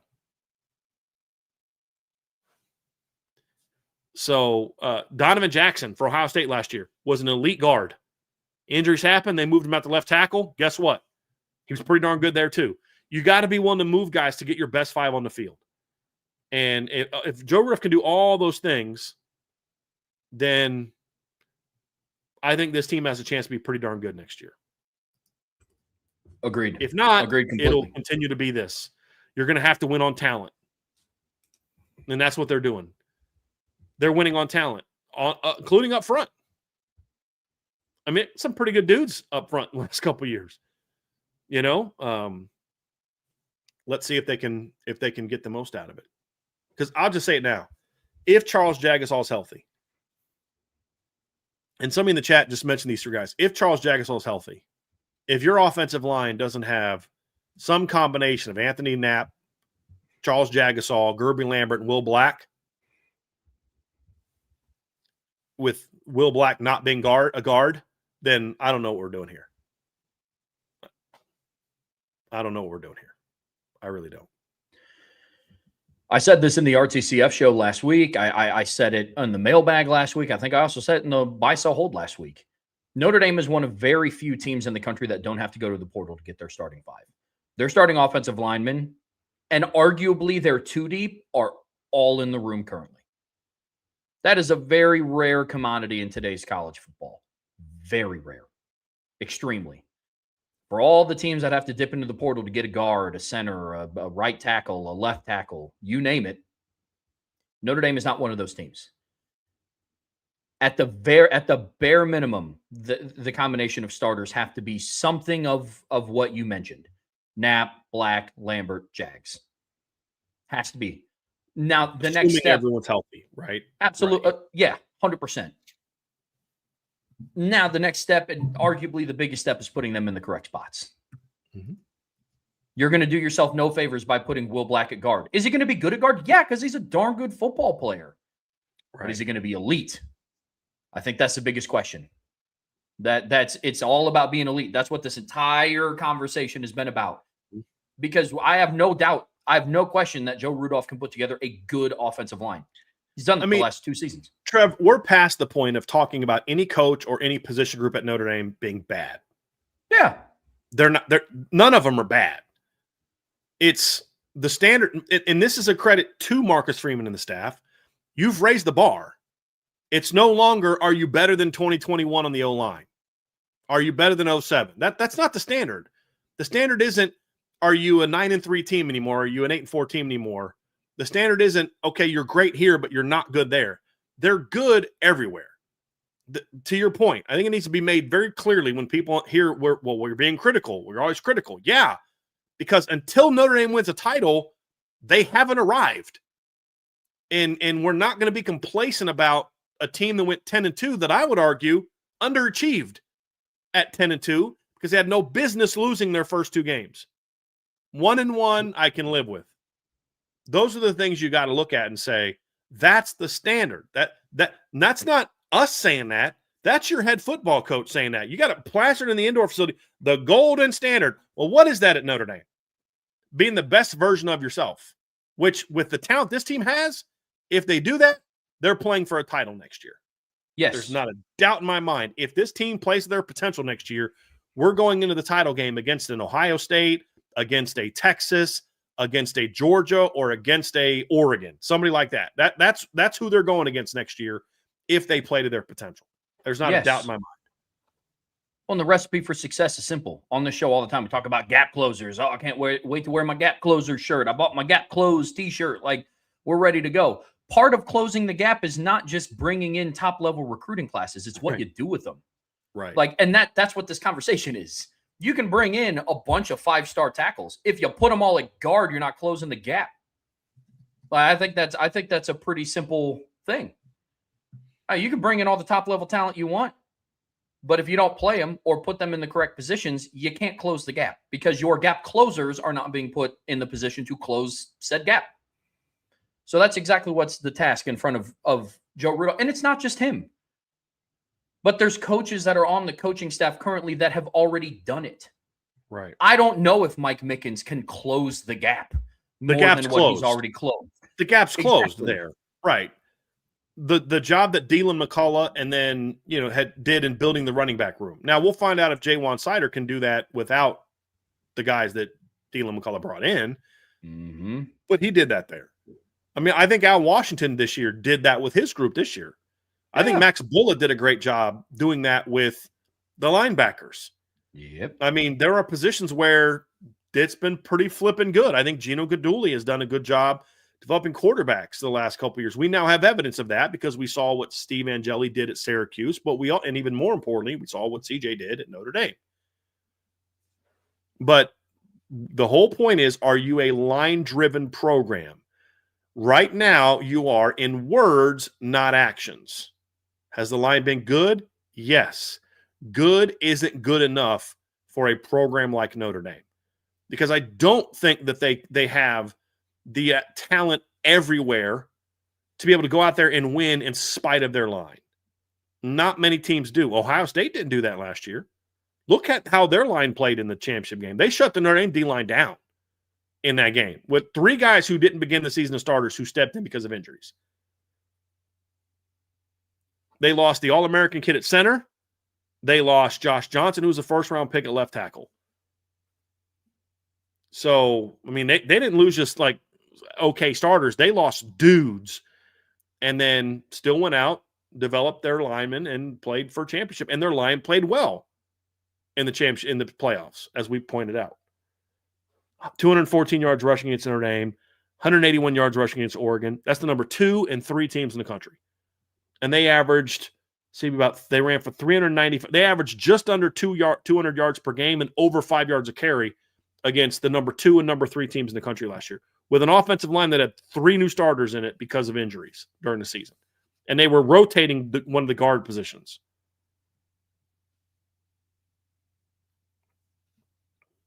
It's about getting it to that level. And that's where they need to be. There's talents there. Just got to get it out of them. And if they can do that, and I'm going to have some run game breakdowns on the board. Finally got done about 2:30 last night. Trev finally got done with all the run game breakdowns. I had to go back through the film again and update some stats and some different formulas that I've kind of altered a little bit. But I do have the full run game breakdown ready to go today. And then I'll kind of go play by play throughout the offseason and use some film to kind of break down how the plays work and stuff like that. So a little bit of football 101 stuff. But this was beat the data. But there's a lot of things in the data that look good. But I think a lot of that's driven by more so your backs than it was your line. And if the line can play to the level that the backs played to, then this team is going to be a lot of fun next year. A lot of fun. And so that's the encouraging thing. This isn't all is lost. This is just being real that this unit has not played good enough.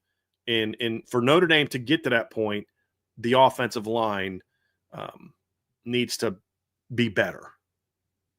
I don't care about winning the Joe Moore Award. If they do, awesome.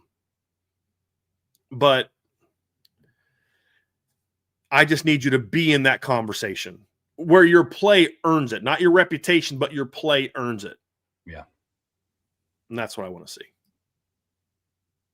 Like 2020. How did Notre Dame get the playoffs in 2020? I mean, Ian Book had an okay year. He threw for 15 touchdown passes. Obviously, Kyron Williams is a pretty darn good football player. Their top receivers were Ben Skoranek and Javon McKinley. Nice players. Ben Skoranek just made the Pro Bowl, wasn't as a wide receiver, but he was a special teams guy, correct? Correct. So, Kyron's a Pro Bowler. He's a 1,000-yard rusher. I mean, there was talent there. But you look at that Notre Dame skill talent and compare it to the other teams that were in the playoffs that year, it wasn't even close. It's because that offensive line in 2020 was nasty. They were outstanding. And you go watch this. Here's the thing I've said before. Go watch the Bama game again from 2020. Notre Dame more than held their own in the trenches of that game. They got beat on the perimeter. I mean, they're throwing bubble screens to Devontae Smith, and Notre Dame players can't tackle them. You know, they're throwing little swing routes to Najee Harris, and he's hurtling over Notre Dame corners. That ain't happening to Leonard Moore. You know what I mean? Like, they threw one pass on Kyle Hamilton in the first half, and he almost picks it. They didn't throw another pass beyond 20 yards the entire game against Notre Dame. I mean, there's times where they would get great penetration. Mac Jones spins out and throws it to an open guy because they couldn't cover. That's not a problem for Notre Dame anymore. Skill talent's there. You put that line on this team in 2020, and I promise you they're not 10-2. Promise you that. But that's sadly not how it works. You need to get back to having those offensive lines. Jeff Quinn even built one. Harry Hiestand built several. It's time for Joe Rudolph to build one. And if he can, that's going to be CJ Carr, all that's great, but that's going to be the key ingredient to Notre Dame going out there and winning the title this season. Brian, in part 3 of today's show here on the Irish Breakdown podcast, brought to you by our friends over at FanDuel, we're still talking about if Notre Dame's a line-driven program, but we're going to flip to the other side of the ball, and we're going to talk about the defensive side. And this is one that we kind of mentioned. We briefly mentioned when talking about the offensive line when we were breaking down this program as a whole, but you and I think, both agree that the defensive line is closer to living up to that standard of essentially doing their part of being a line-driven program. And I think that's really, really important.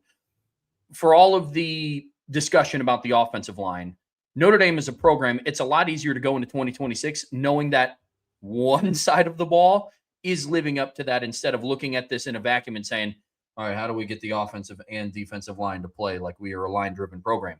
That doesn't mean that they're without work, though. That doesn't mean that they're without holes to fill. But if you were truly a line-driven program, you fill those holes a little bit easier than teams that may not be.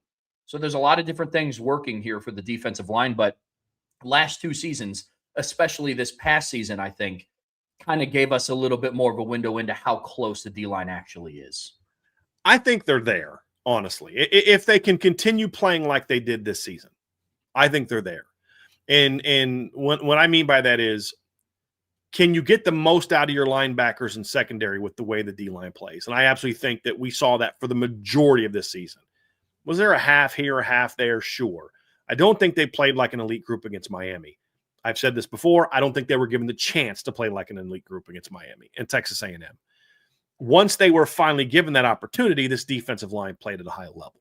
So you could say, okay, performing well in the bigger games is going to be important for you next season. Fair. That's fair. But I think when you look back at how the D-line played in 2024 in the postseason, they ate Indiana's offensive line up. And I think Indiana has the best offensive line coach in college football. Like, flat out. Bob Bostad is a stud. But look at what they did against Georgia. They ate Georgia up.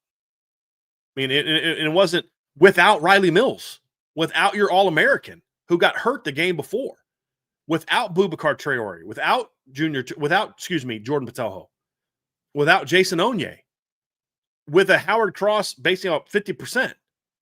You ate Georgia alive. RJ Oben had a huge sack in that game. Junior Tuilamaka had huge plays in that game. Josh Burnham had big plays in that game.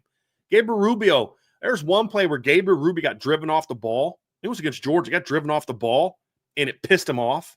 So in the next play, guy tries to block him. Gabriel, one arm, shoves the guy off of him, grabs the running back with the underarm, and drags him down. Do you remember that? That was against Georgia, correct?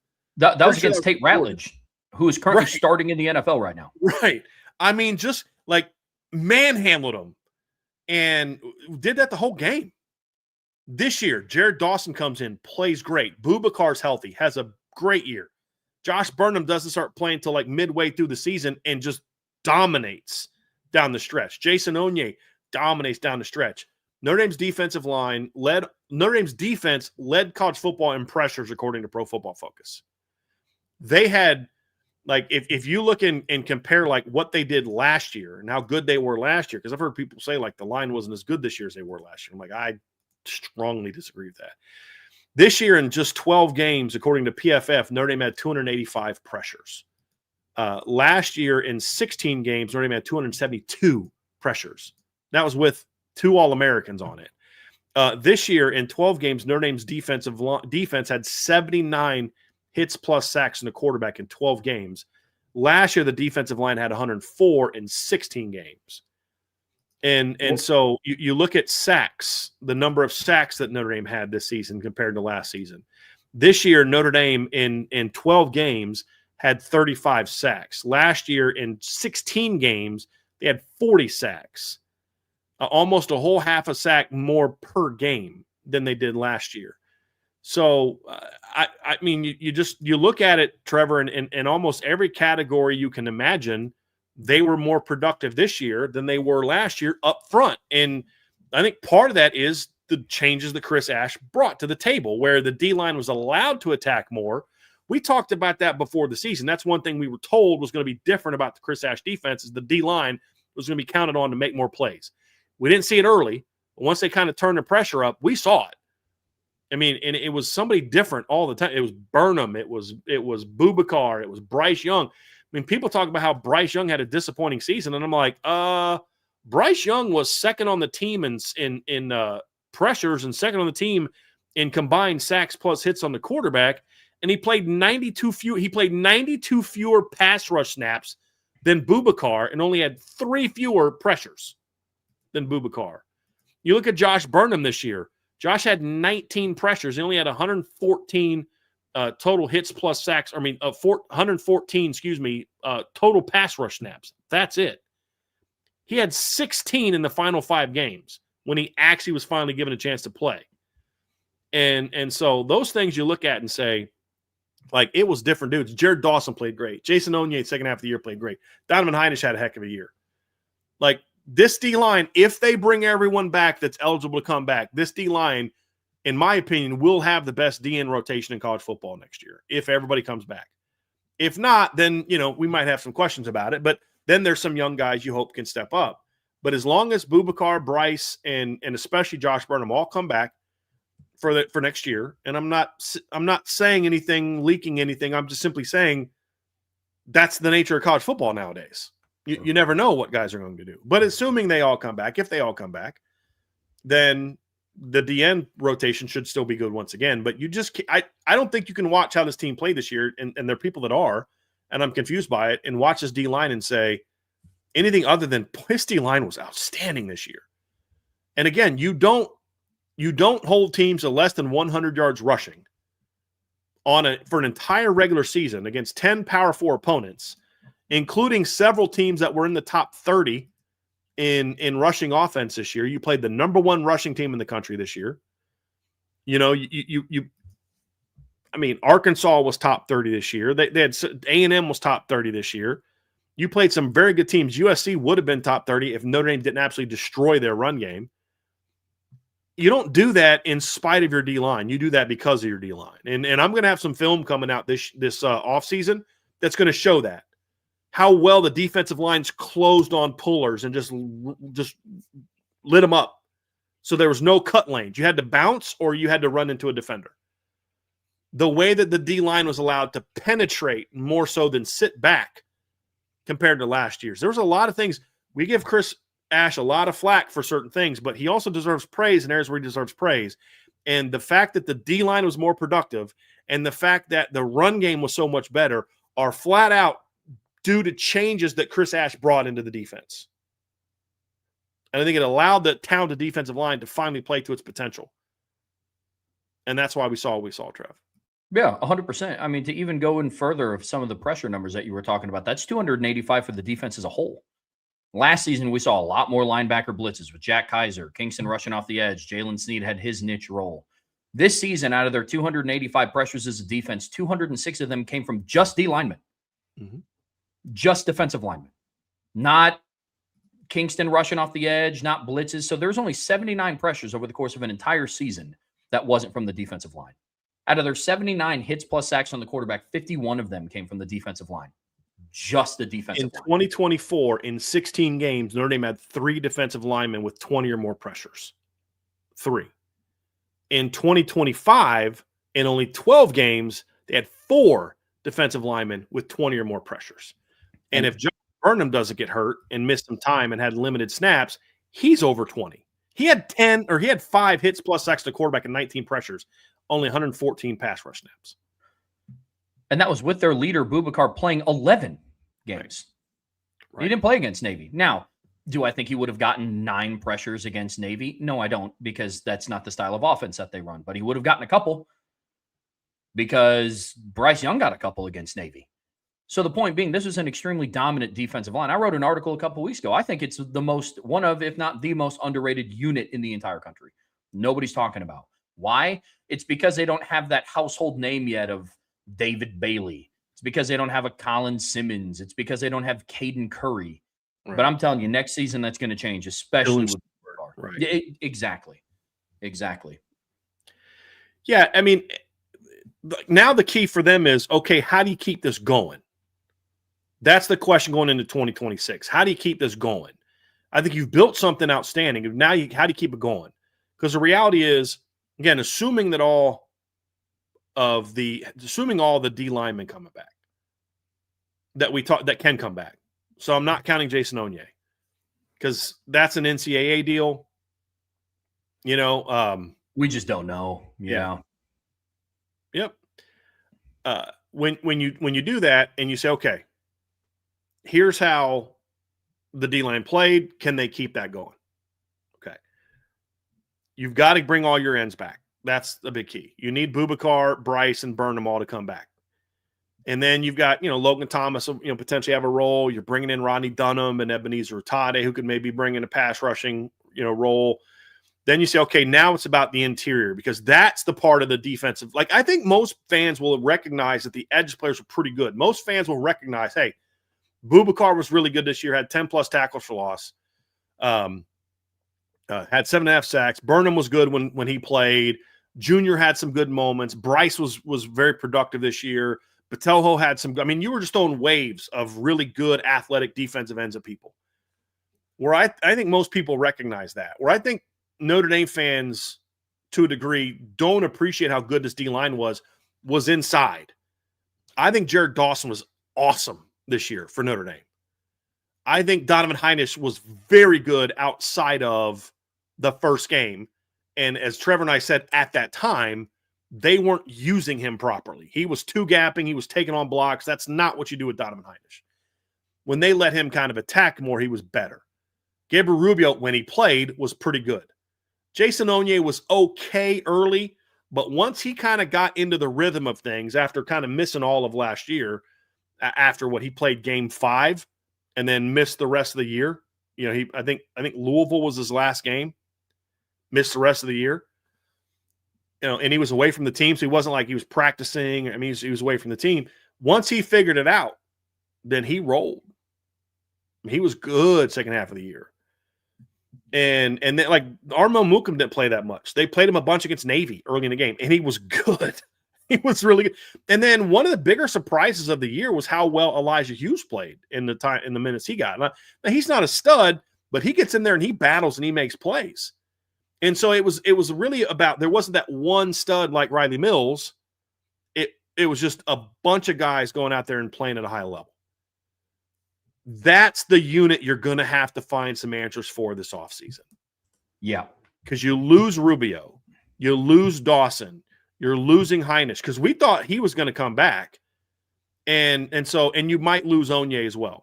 I would say right now, I don't anticipate the NCAA doing the right thing with Jason Onye and letting him come back.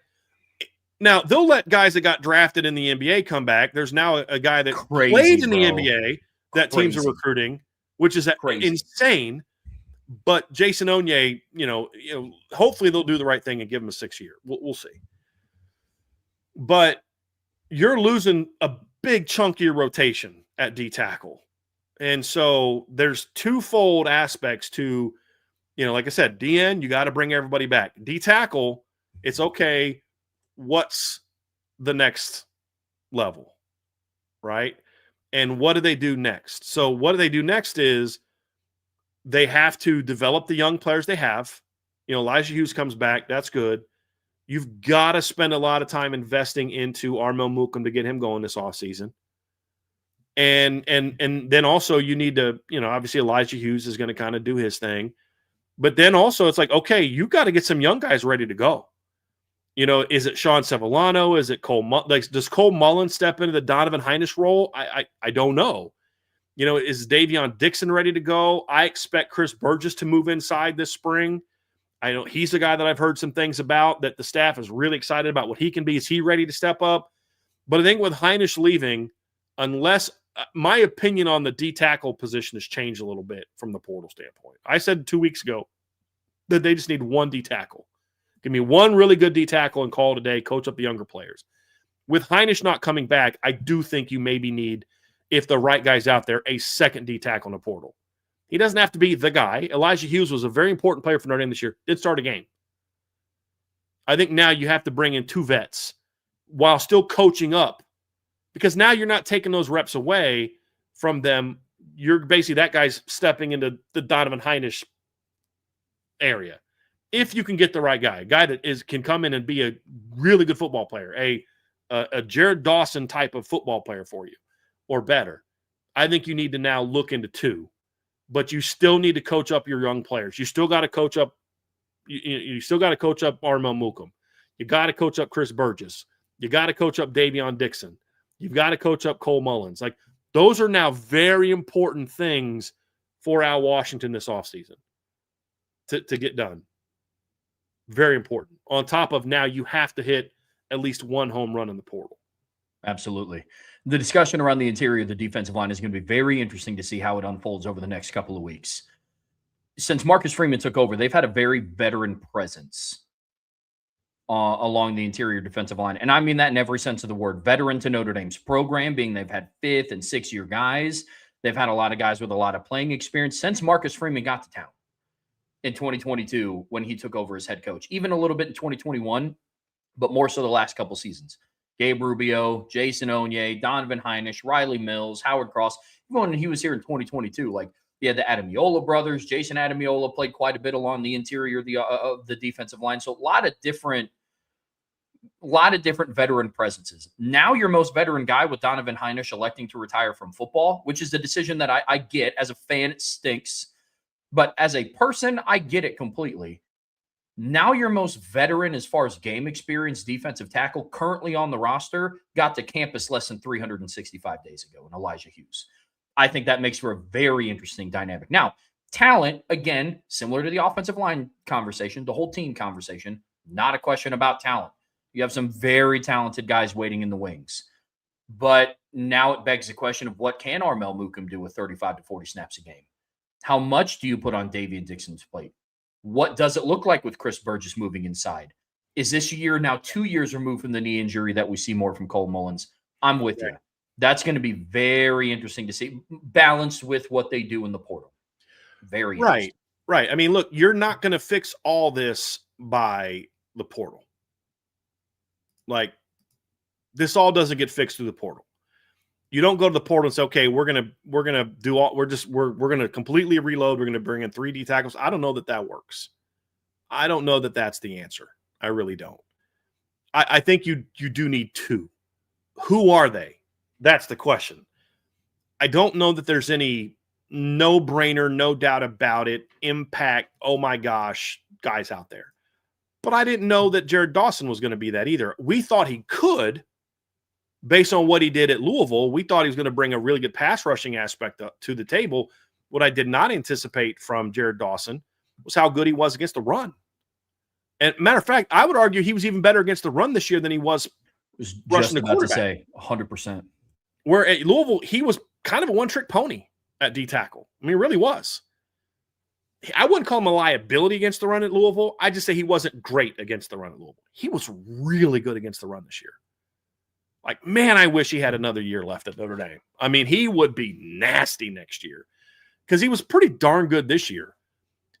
You know, is the kid from Wake Forest, Mateen Ibarogba, that guy? There's some things on film I like. There are. You know, what else is out there? I mean, there's some good players out there, Trev, but I don't know that there's any no-brainers. Did you see who's in the portal? Did you see that big 380-pound kid from Arkansas jumped in the portal last week? Yeah, Ian Gefford. Yeah, yeah. Yeah. I don't know if that's the route you go, but I mean, there's some guys that have jumped in. A lot of SEC guys are jumping in. I don't know all of the Notre Dame targets right now, and but there's a nice mix of penetrators. There's a couple really big monsters in there. John Walker's one that I know a lot of Notre Dame fans have asked about because they recruited him out of high school. He was at UCF, solid run stuff for UCF. I mean, I think there's some players out there. I thought they did a pretty good job of evaluating last offseason. The problem is the person that did a lot of the evaluating is no longer here. Now, this is the Mike Martin's chance to prove that he's a legit evaluator, along with Al Washington and the rest of the staff. Is because it's not just the GM. It's the GM has to trust the opinions of other people as well. So that's kind of where I look at it and say, I need to see this defensive line have some success in the portal in a way that I was not anticipating 2 weeks ago. Because I told you guys at the beginning that apparently Donovan Hinish had told some people during the season. I didn't know that until today. So it wasn't like I was holding out. I didn't know that till today, but that's what I was told today. So you need to have success in the portal for this to maximize this group. You need at least one. If you have one really good player and then really good development, then I think they'll be okay there.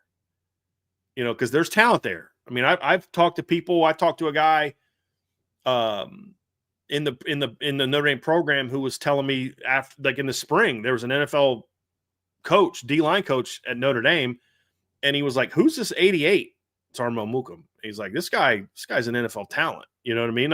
Now Armel was behind some veteran players, and he still has to be more consistent. But like I've talked to people on the program, there's a lot of talent there.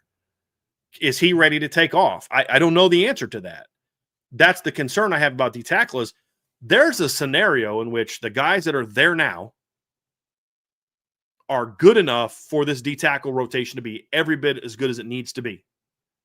But you need every guy to kind of hit his mark. And that's doesn't happen very often. You need Armel to have a breakout season. You need Cole Mullins to basically be the next Donnie Hinish. You need Davion Dixon to be healthy and ready to go and be that big 320-pound plugger in the middle, him or Sean Savillano. You need Chris Burgess to kind of go from not playing any meaningful downs to really good player, at D-tackle this year. It's going to be hard for all those things to happen in one off season. I don't care how good your coach is. So I do think they need to get at least one guy in the portal. Yeah. The biggest thing comes down to fit. That's what I loved about the Jared Dawson pickup. Now, when people see his name, they see the school that he came from, they see his height and weight, they're not blown away by the fact that Notre Dame signed a 6'1", 288-pound defensive tackle. Nobody's blown away by that. Why did it work out so well, though? Because the fit was great. Because, look, for as much as people say, like, Notre Dame's D-line is undersized, it's like, yeah, I mean, compared to Ian Gefford, but, I mean, they don't need a 380-pound defensive tackle to have size. Gabe Rubio is 6'6". Notre Dame pushed that guy around all game with their athletic. I mean, he didn't do anything against Notre Dame. With their two smaller offensive linemen. It's not like he was lining up nose to nose on Gerby Lambert for 60 minutes. Right. Billy Schrouth is 6'4", 310. Right. Ashton Craig is 6'5", 310. Like, it's not like it's some crazy thing. But what made the Jared Dawson pickup so great was it fit what the defensive line needed at the time. I was under the impression that I didn't think they needed some big guy. They had Rubio. They had Onye. Elijah Hughes got up to 300 pounds by the start of the season. So they didn't need another 6'5", 315-pound guy. Needs this season are a little different. I'm with you. Very interested to see what they do there. Very interested. And then another factor, too, I don't know if you've heard anything of this. This is a genuine question. But about Bryce Young, is that more of an evaluation with him as far as the weight that he puts on? They want him to stay on the edge. Okay. The only way they'd move him inside on base downs is if he just continues to grow. They're not trying to force him to get bigger. They're not trying to grow him into a D tackle. They want him to be a 275 to 280 pound edge player. But if he gets up to 300 pounds just naturally, then I think they'd have to consider that move. Sure. Okay. What they are going to do, and they started to do it late in the year, is I do think we're going to see a lot more, especially if Boubacar and Burnham are both back. I think we're going to see a lot more of, from what I've been told, if Burnham and Bubakar are both back, we're going to see a lot more of them on the edge and Bryce inside on third down. And we started to see more of Bryce on the inside on third, like not 3rd and 2, but like 3rd and 5 or longer. More heavy pass downs. We'll see Bryce in those situations, which I think would be good. And that's good too, because they do a lot of twisting and sunning and all that. And then you got this big 6'7" kid with really long arms, pushing the pocket back. I think he could have some success there. So, I don't view him as an option. And I think partly because you don't want to, what's the expression? You don't want to rob Peter to pay Paul, right? Like you have a great D-end rotation. Even if Burnham comes back, you still want to rotate your players. You want that great edge. But I do think they would at least consider him moving inside if he has another big offseason of growth like he had last offseason. But they're not forcing the issue with him that regard. They want him on the edge is what I'm told. Things can change, but that's kind of where we're at. And the notion is, I don't think they need 3 tackles from the portal. Give me 2 transfers, at least 1. You've got Elijah Hughes coming back. Then it's coach up your young kids. Get them ready to play. And I think that's going to be the key. Well, folks, that is going to do it for part 3 of today's show here on the Irish Breakdown podcast, brought to you by our friends. I'm sorry, real quick. I didn't even mention the fact that one thing about that helps this D-line too is you just signed one of the best D-line classes in the country in 2026. And sorry for not bringing this up. They're all early enrollees, all 4. Yeah. That's huge. So getting Tiki Hola, getting Elijah Golden, who was just named a first-team All-American by, I think, the Rivals High School All-American because he had over 30 tackles. Like, did you see that? He had something like let me actually look this up because Rivals put out their, On Three Rivals put out their All-American team, and Elijah Hughes was on their defensive team. They had several guys. Joey O'Brien was on there, but I think Elijah Golden was on there. These are his numbers this year for a raw player: 76 tackles, 39 tackles for loss, 17 sacks, and they won. I think they won the state championship. That's your raw guy. That's your guy that needs to get work on his pad level and all. And he's playing at a pretty good level of Florida football. 76 tackles, 39 tackles for loss, 17 sacks. I mean, so that helps too. You're bringing in one of the best D-line classes in college football. You just don't want to have to play them. Yeah. You don't want to have to, you don't want to play Tiki Hola because you have to. You don't want to have to play Elijah Golden at D-tackle because you have to. You want to play them because when they got here, they were just too good not to play. That's like Bryce Young didn't play a whole lot early in 2024. Why? He wasn't ready. They didn't need him to play early. You had Bubakar, Batelho, Burnham, Jr. You had plenty of guys there. It's when there were some injuries, but then Bryce got better and was ready, and so you need to play him more. Yeah. You want to play guys because they're same thing with Rodney Dunham, same thing with Ebenezer Tade. You want to play them because they earn the playing time, not because your lack of depth or lack of impact talent forces you to. Having said that, Trev, if you are forced to play them, those are really good guys that you have to play. You know what I mean? Those are dudes. Those are 4 dudes. There's definitely worse players that you have to be forced to play. I get you. Yeah, I get you completely. I'm excited to see him in the spring, man. That's going to be to see how they take on to the college strength and conditioning program, to see how they take on to a college nutrition program. I think that's going to be really, really exciting to watch. But I'm with you.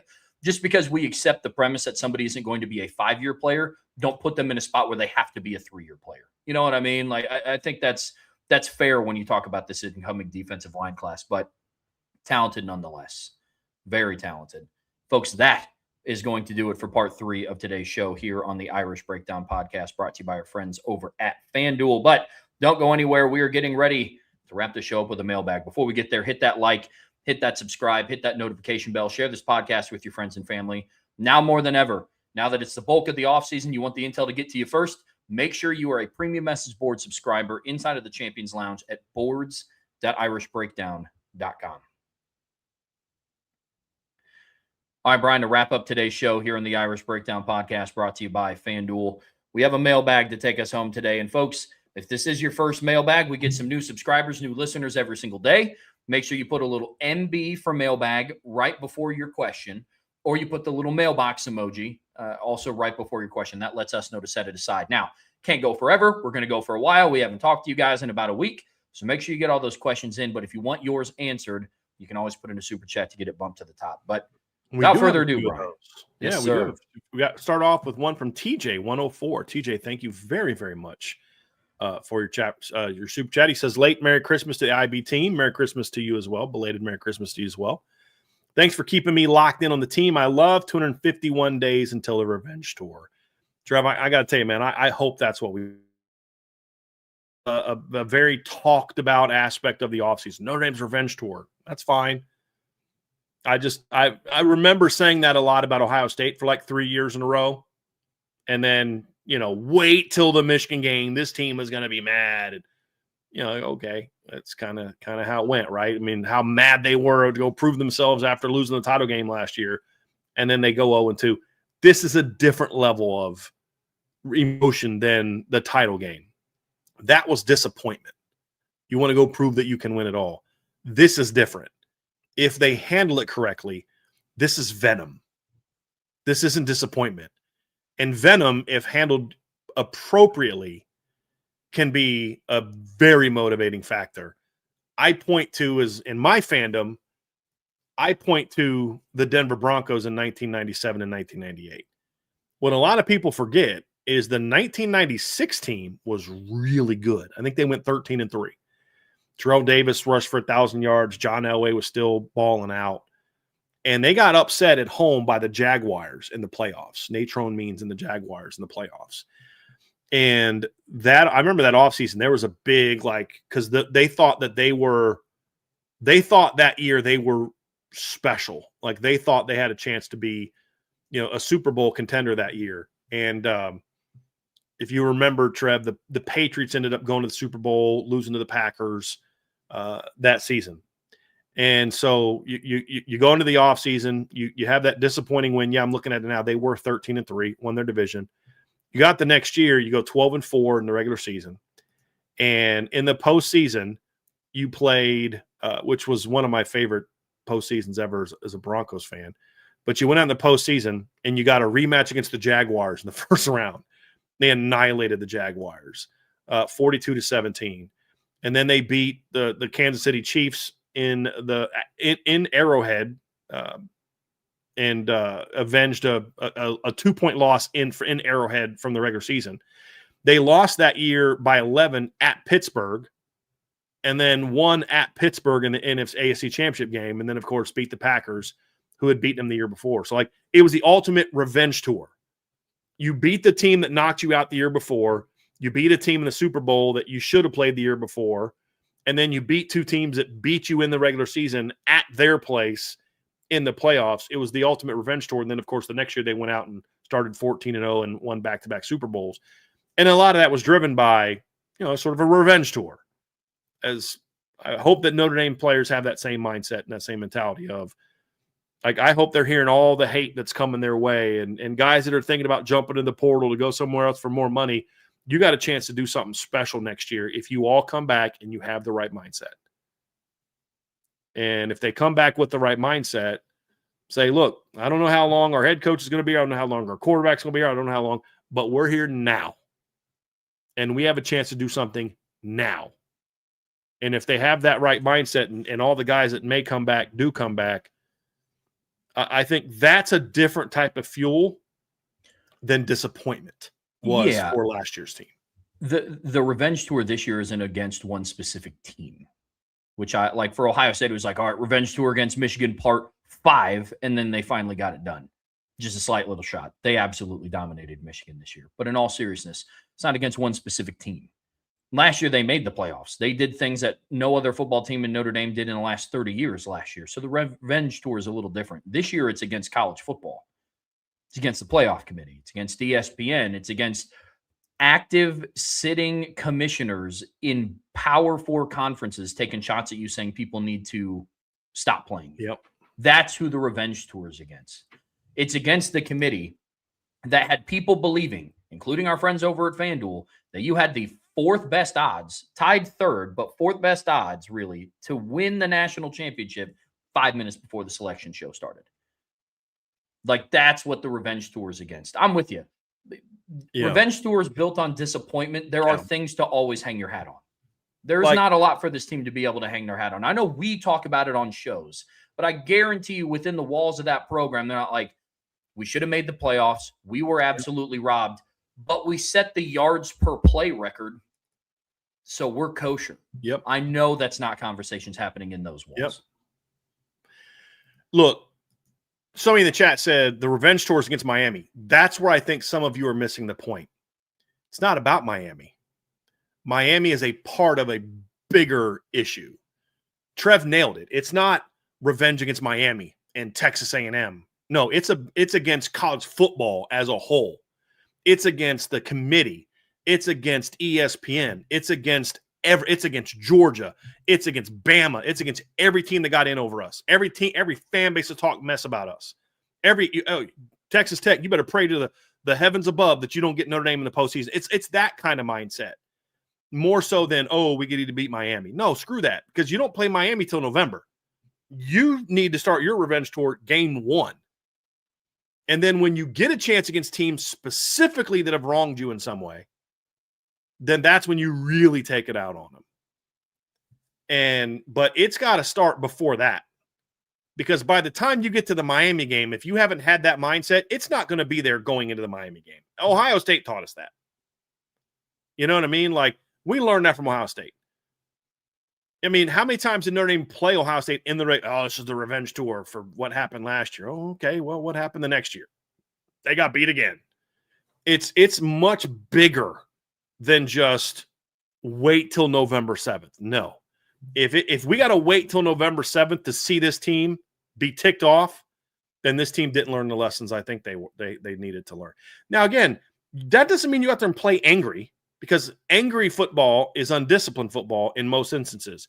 It's about having a giant chip on your shoulder and focusing on that. Oh, you don't think we're legit? You don't think we're the best team in the country? We're going to go show you. And it starts not on November 7th, Trevor. For me, it starts on Lambeau Field in week 1 against Wisconsin. Okay, Big Ten commish. Okay, Big Ten people, you want to run your mouth? Look, we're about to do to about 3 of your teams in the month of September. You know what I mean?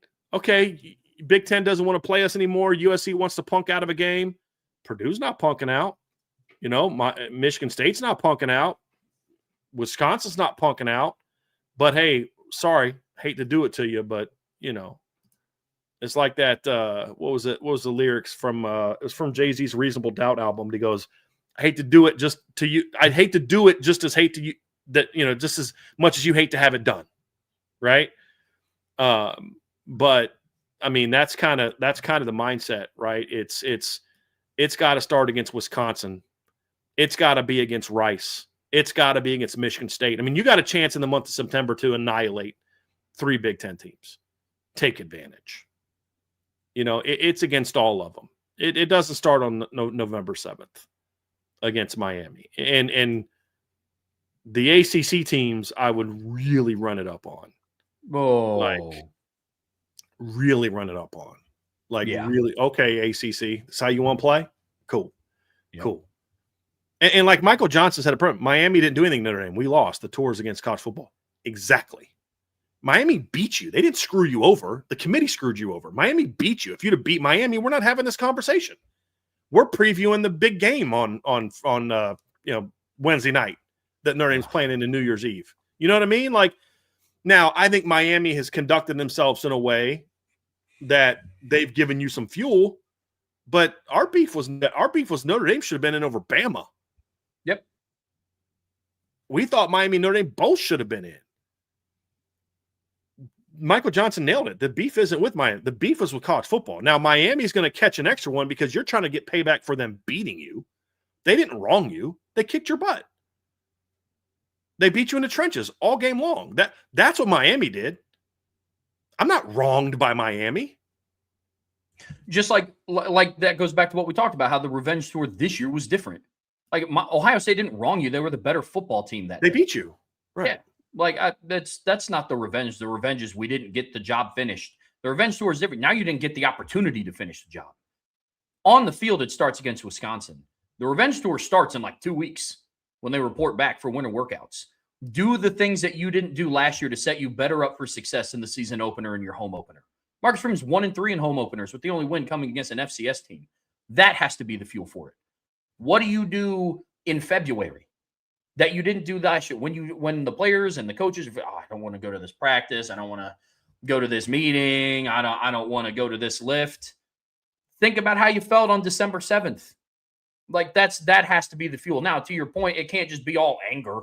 Like you can't play undisciplined. You can't be fighting people. I get that. But that has to be the fuel that drives it. That's what the revenge tour truly, truly is. Has to be.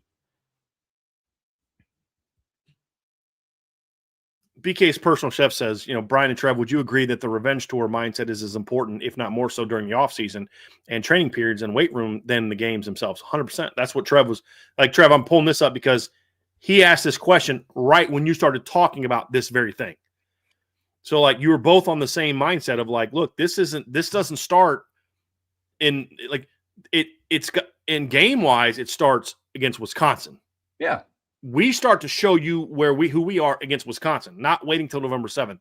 But to their point, Trev, if you don't come into the winter workouts with that chip, the chip's not going to be there in September, October, November, December, and January.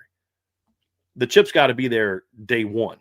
Yeah, because how's the saying go? Preparing to fail failure to prepare is preparing to fail.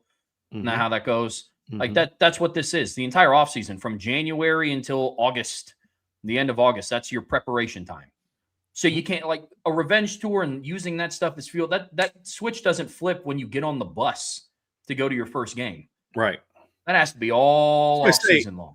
Preseason, like pregame talks, don't really get a team that's unprepared to play ready to play. Pregame talks get a team that's like right on the verge of ready to just go.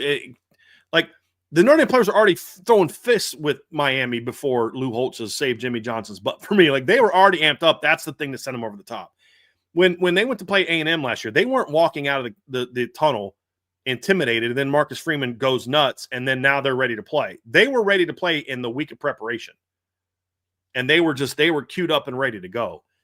Just like we talked Northern Illinois, you get punched in the mouth a little bit. If you weren't ready to go, you can't just flip that switch on in the middle of a game. It just rarely happens unless a team is way far inferior to you. It doesn't happen that way. The same thing, big picture. You don't just flip that switch on the first game of the year in Lambeau Field if you haven't been putting in that work all offseason. That's the reality of it. I mean, Trev, I've only ever seen in my coaching, and I played 4 years of college football, coached 7 years of college football. Only once have I ever seen a team that didn't have the right mindset in a week get turned the flip on game day.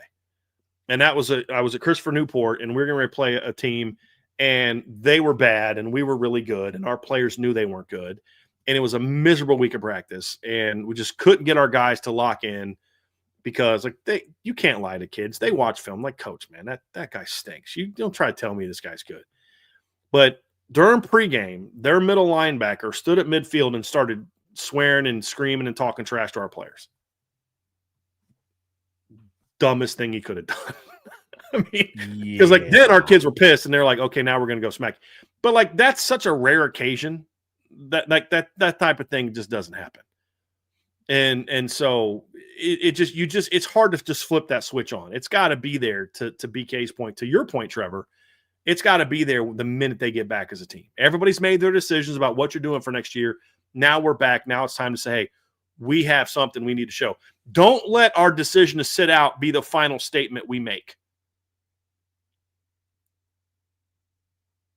It's built. Show them why you made a mistake screwing us over last year. It's got to be that. Got to be that. And if it is, this team is going to be absolutely filthy. Oh, yeah. Oh. And if not, they'll underachieve again. 100%.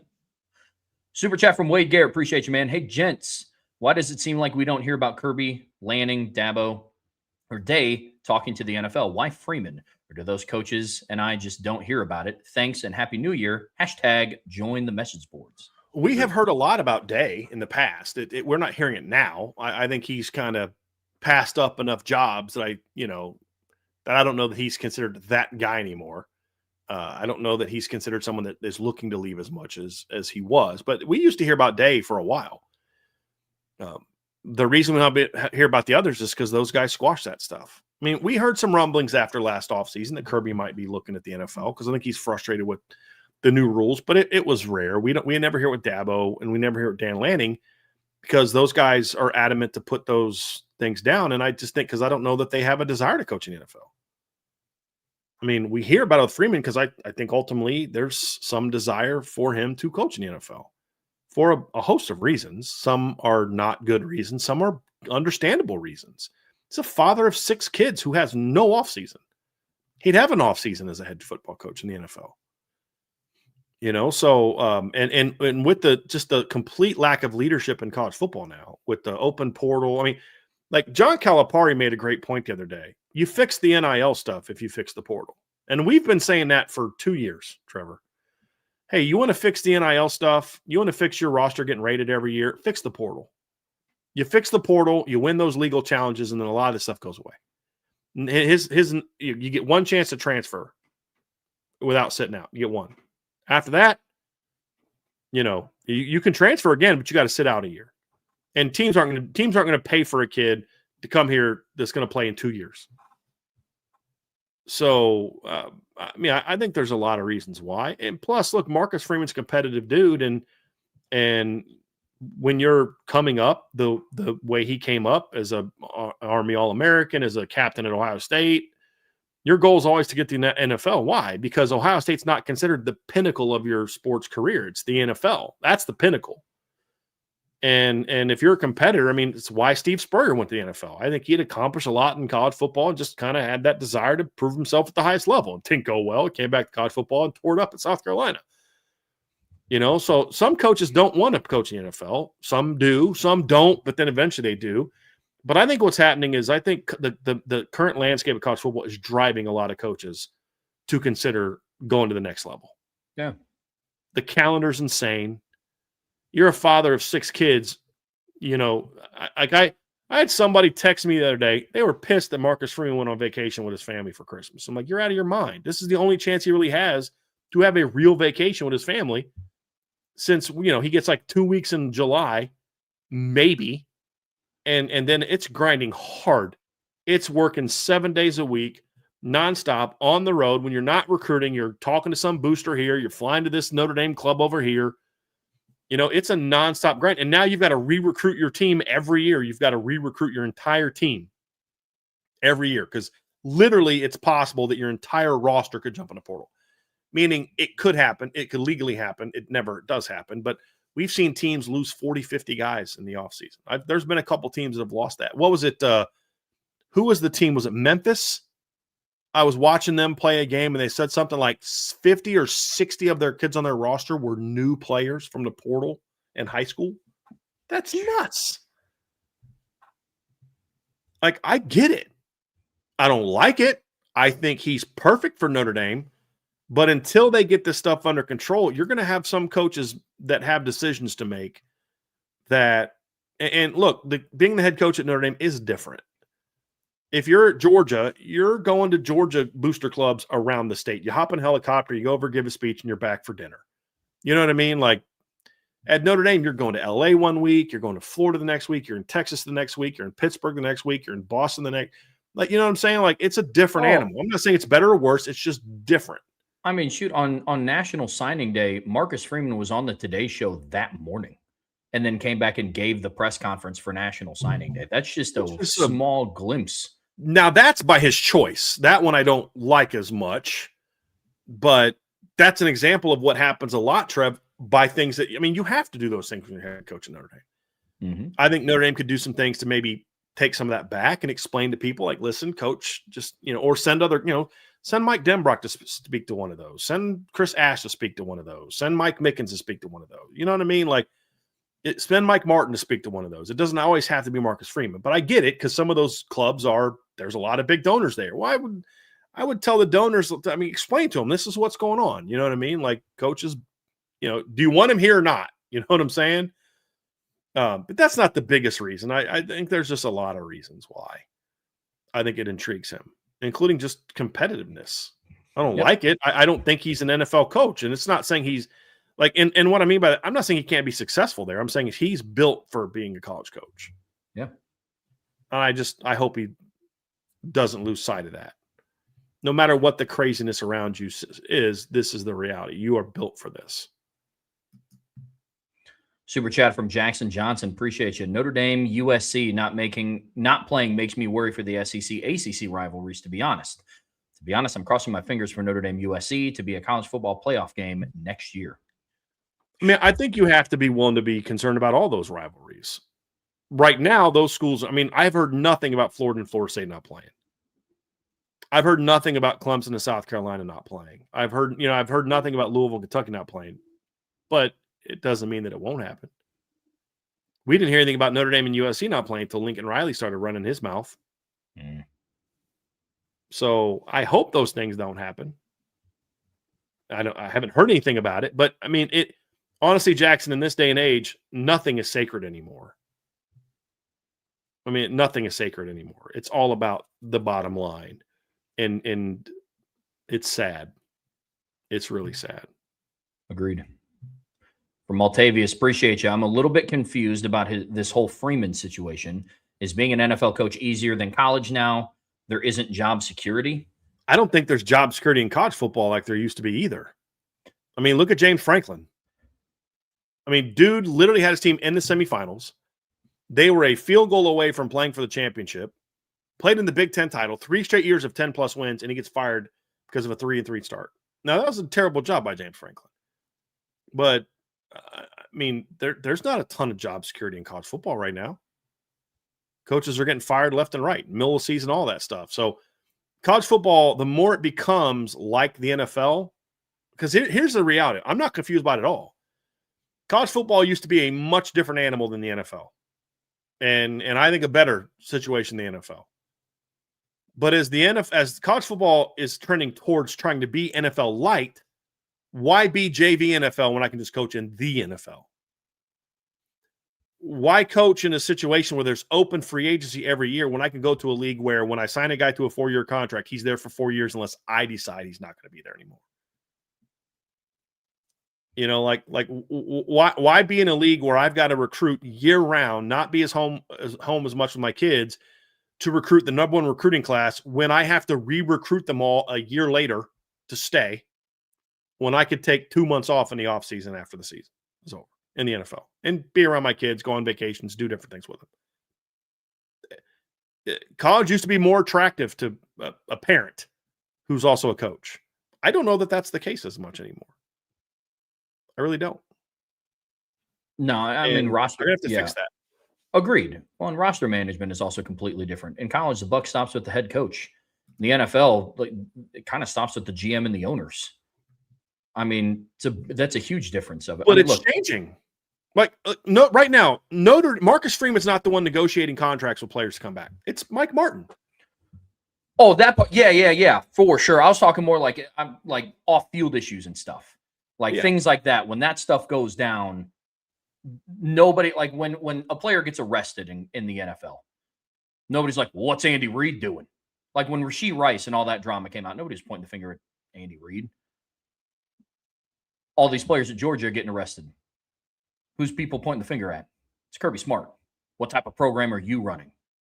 What kind of cultural standards do you have at your school?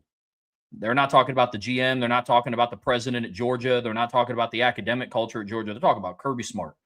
That's another aspect of that. Look, there's pros and cons to either side. For Marcus Freeman specifically, this is the most secure job in America for him. Yes. I mean, the athletic director came out and said it. He's like, look, whatever he wants to make, we're just going to pay him that. Right. There's no offer that we won't match. And he's not looking around because of money. Right. He's not like, well, the Giants are offering me $5 million more than what Notre Dame's going to offer me. Because I would hope that his Ohio State degree helped him learn enough that $5 million more in New York doesn't go as far as you think it does. It ain't that much different when you look at taxes and different aspects, things like that.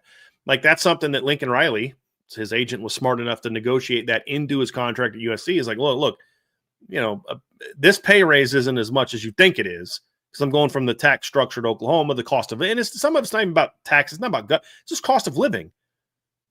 Like I'm paying for a mortgage. I have a 4-bedroom home in Indiana, Trev. A fenced in backyard, all that stuff, and I'm paying less than $2,000 a month in mortgage.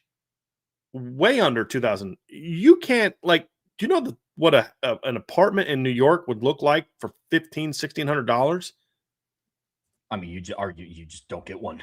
I don't know that. Yeah, my sister lives in New York. You're not getting that unless you're splitting it with 6 people. Right. And that's each person paying $15,000. And it's still not a very big area.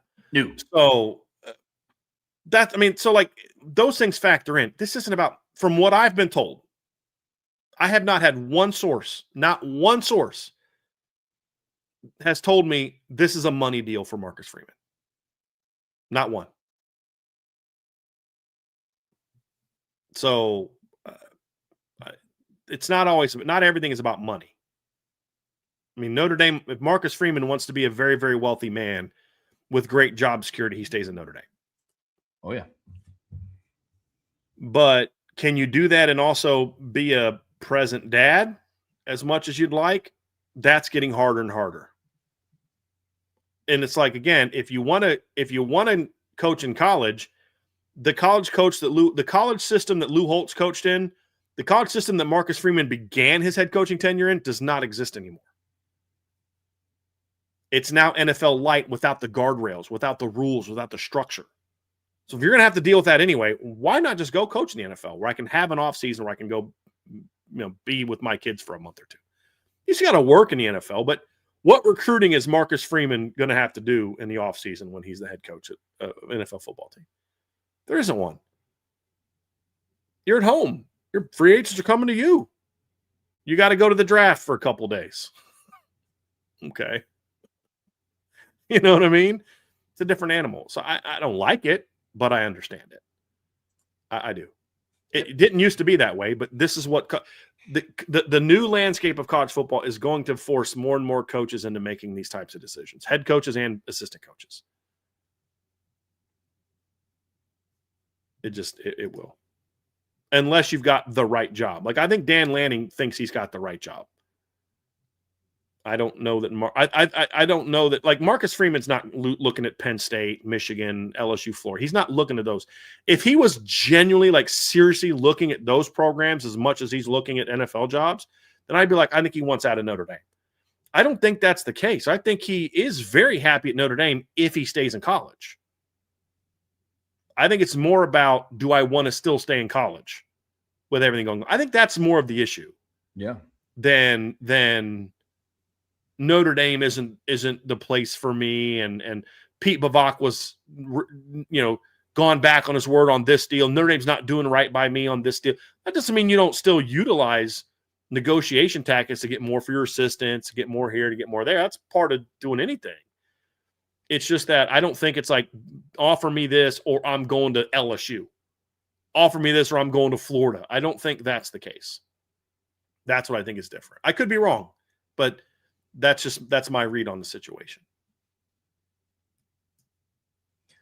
From Mr. Sergeant Steve Irish, appreciate the super chat. Coach Beat and Trev, great show. Hope you enjoyed a Merry Christmas. Do you have shareable info about an increase in the buyout of Marcus Freeman's new extension? Thanks for allowing me to be a part of IB Nation. #GoIrish. That I don't know. So what I was told, and I put this on the message board, is that one thing that Notre Dame was going to try to do in their contract negotiations was to get a bigger buyout for Marcus Freeman. Not in that if they fired him, they'd give him a big buyout. It's more so for a team to take him, they have to pay a bigger amount to Notre Dame. I don't know if that was something that Notre Dame was like, I mean, it clearly wasn't a deal. It's not going to be a deal breaker for them. I don't know how hard they pushed for it. I don't know if Marcus Freeman agreed to it. I have no idea about any of that stuff. But I would imagine that anytime there's an extension done, it's now second year in a row that's happened, there's usually give and take for both sides. hey, we're giving you more money. We're giving you this. Here's what we're asking in return. If you leave somewhere else, we need to get this back. There's usually some things like that. But I don't know specifically what was in that. And nor will any of us likely know, because Notre Dame doesn't release that kind of info. And we can't do a FOIA request because they're a private institution, not a public one. So I don't believe that you can get that type of information. I don't think. I could be wrong, but I don't think. But honestly, I don't care. It's not. I mean, if he wants to leave, and if an NFL team wants him bad enough, they're going to pay whatever that number is. Right. Super chat from Tyler Evans. Appreciate you, man. What do you think of the Kyle Whittingham hire at Michigan, and was he pushed out at Utah? Did Michigan get better hate to say it? Yeah, I think so. I mean, that doesn't mean that they're all of a sudden a national title contender because Kyle Whittingham is there. I think this was a smart hire for Michigan. When John Bryce put a story out, and it was gosh, I forget what day it was. It was several days ago, and it was like, obviously there was the rumors about Jeff Brom, and he said that one intriguing candidate was Kyle Whittingham, and I immediately retweeted John's story and was like, this is very intriguing for Michigan. I think it'd be a smart hire for Michigan, because I think he's the antithesis of everything going on in that program right now. He's blue collar, he's hardworking, he's do things the right way. I don't think Kyle Whittingham is going to be someone you have to worry about having an affair with an assistant. I mean, all the craziness that went on, I don't think you're going to have to deal with. And so I think that makes a lot of sense. He's an older coach. He's in his 60s. So it's not like he's going to be here for 10 more years. You hope he can give you 3 to 5 years and just work hard, really get the program back on good footing. And if he wins it all, great. If he doesn't, when he retires in 4 or 5 years, you got a strong foundation to go get somebody else. Michigan is an absolute mess right now. And they're not only trying to rebuild their football team, but they've got to rebuild their image. And someone that is respected as much as Kyle Whittingham is going to help with that a lot. I still think they need to get rid of Ward Manuel to completely change their image. But for the football team, this is a step in the right direction, in my opinion. You hired a guy that's respected as a human being throughout this sport, from other coaches, from media people. I think that's sort of the statement you needed. You almost kind of had to hire him. And with Utah forcing him out, which was insane, it worked out perfectly for Michigan. Are they going to be a better team with Kyle Whittingham than they were with Sharon Moore? Absolutely.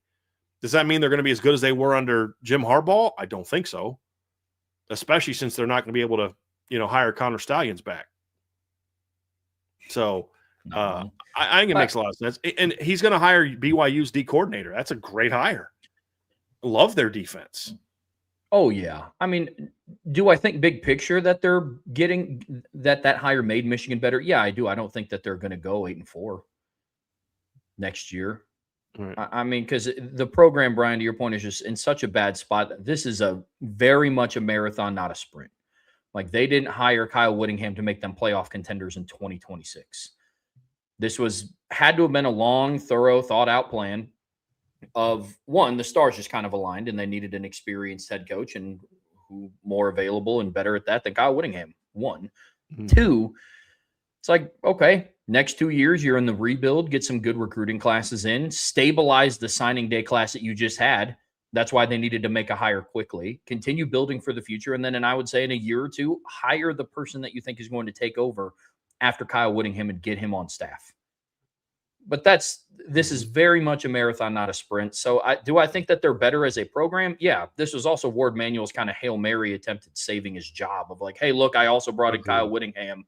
Like, don't fire me. Look what I did. Yeah. So, but it's still not good. It's better than a Band-Aid on a bullet hole, but not all is solved for Michigan. Mm-hmm. And now they're just on to 2026 and they're going to start a playoff campaign. I don't think that either. Yep. Super chat from Michael S. Why doesn't Kirby Smart ever get mentioned as a possible NFL coach? Do they know something? He has.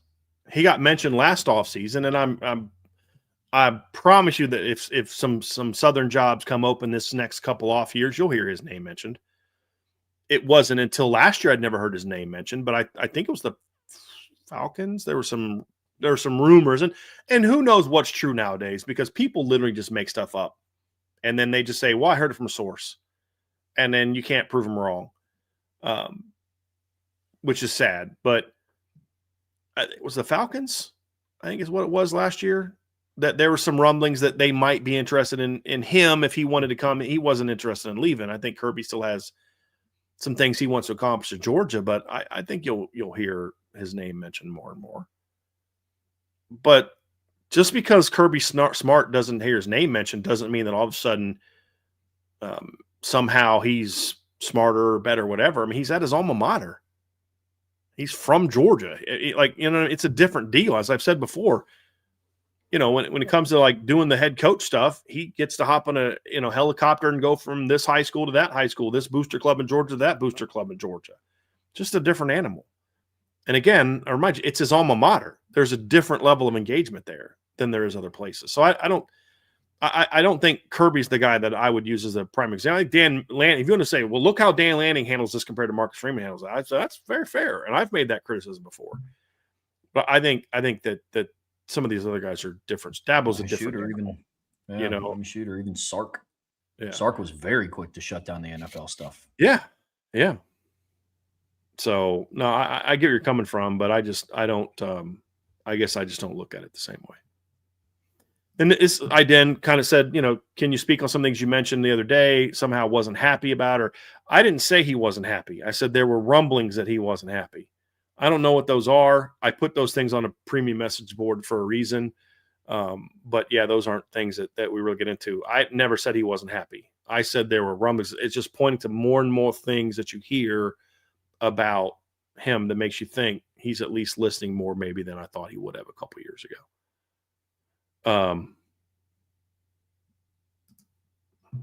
Another one for a bind end. You love both. You want both, but you have to just pick one. Luke Talich or Jadon Blair? It's a relatively easy one. It's Jadon Blair. I'm almost always going to go with the guy that's got more time and more upside. The counter argument would be, but Luke's more proven. Very true. Luke Talich is a good football player for Notre Dame this year. But with Jadon Blair, I know I got 4 more years of him, where Luke, I got 1. And I think the upside is greater with Jadon than it is Luke.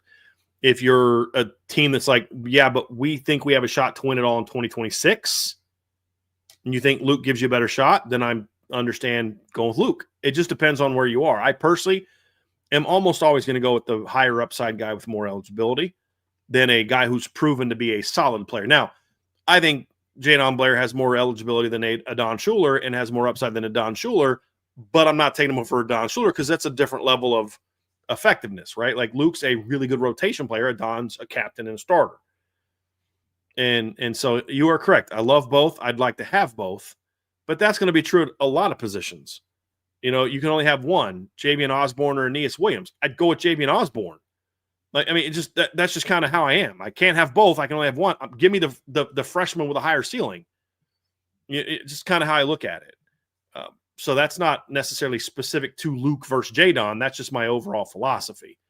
Unless you're talking about like, okay, who would you rather have, Javian Osborne or Jadarian Price for a year? Well, that's a different conversation, but I don't view Luke as like a Drake Bowen, a Don Schuler, Tay Johnson, because those guys are starters and higher level and just different. But in that case, I'd go with Jadon. What say you, Trev?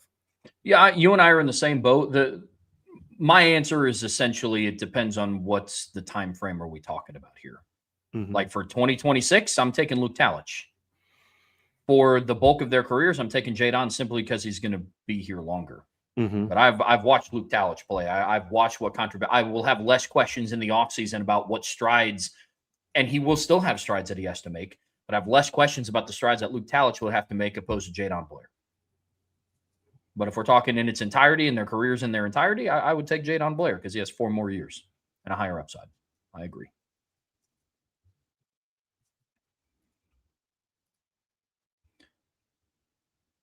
Question in here from Dominic. I'm not going to attempt the last name because I think I would butcher it. I apologize. But Dominic, I appreciate you. Why do we need to worry next year about Freeman leaving? Well, I mean, I don't really want to get into it too much, but I just think there's legit interest that he has in the next level. And I think that if Notre Dame is the team that I think they're going to be, then I think that even adds more to it. If Notre Dame wins a championship, then I think there's even more reason that he might consider leaving. Would he walk out if they lose the title game again? I don't know. Like I said, I just think there's legitimate reasons why he might consider going to the National Football League.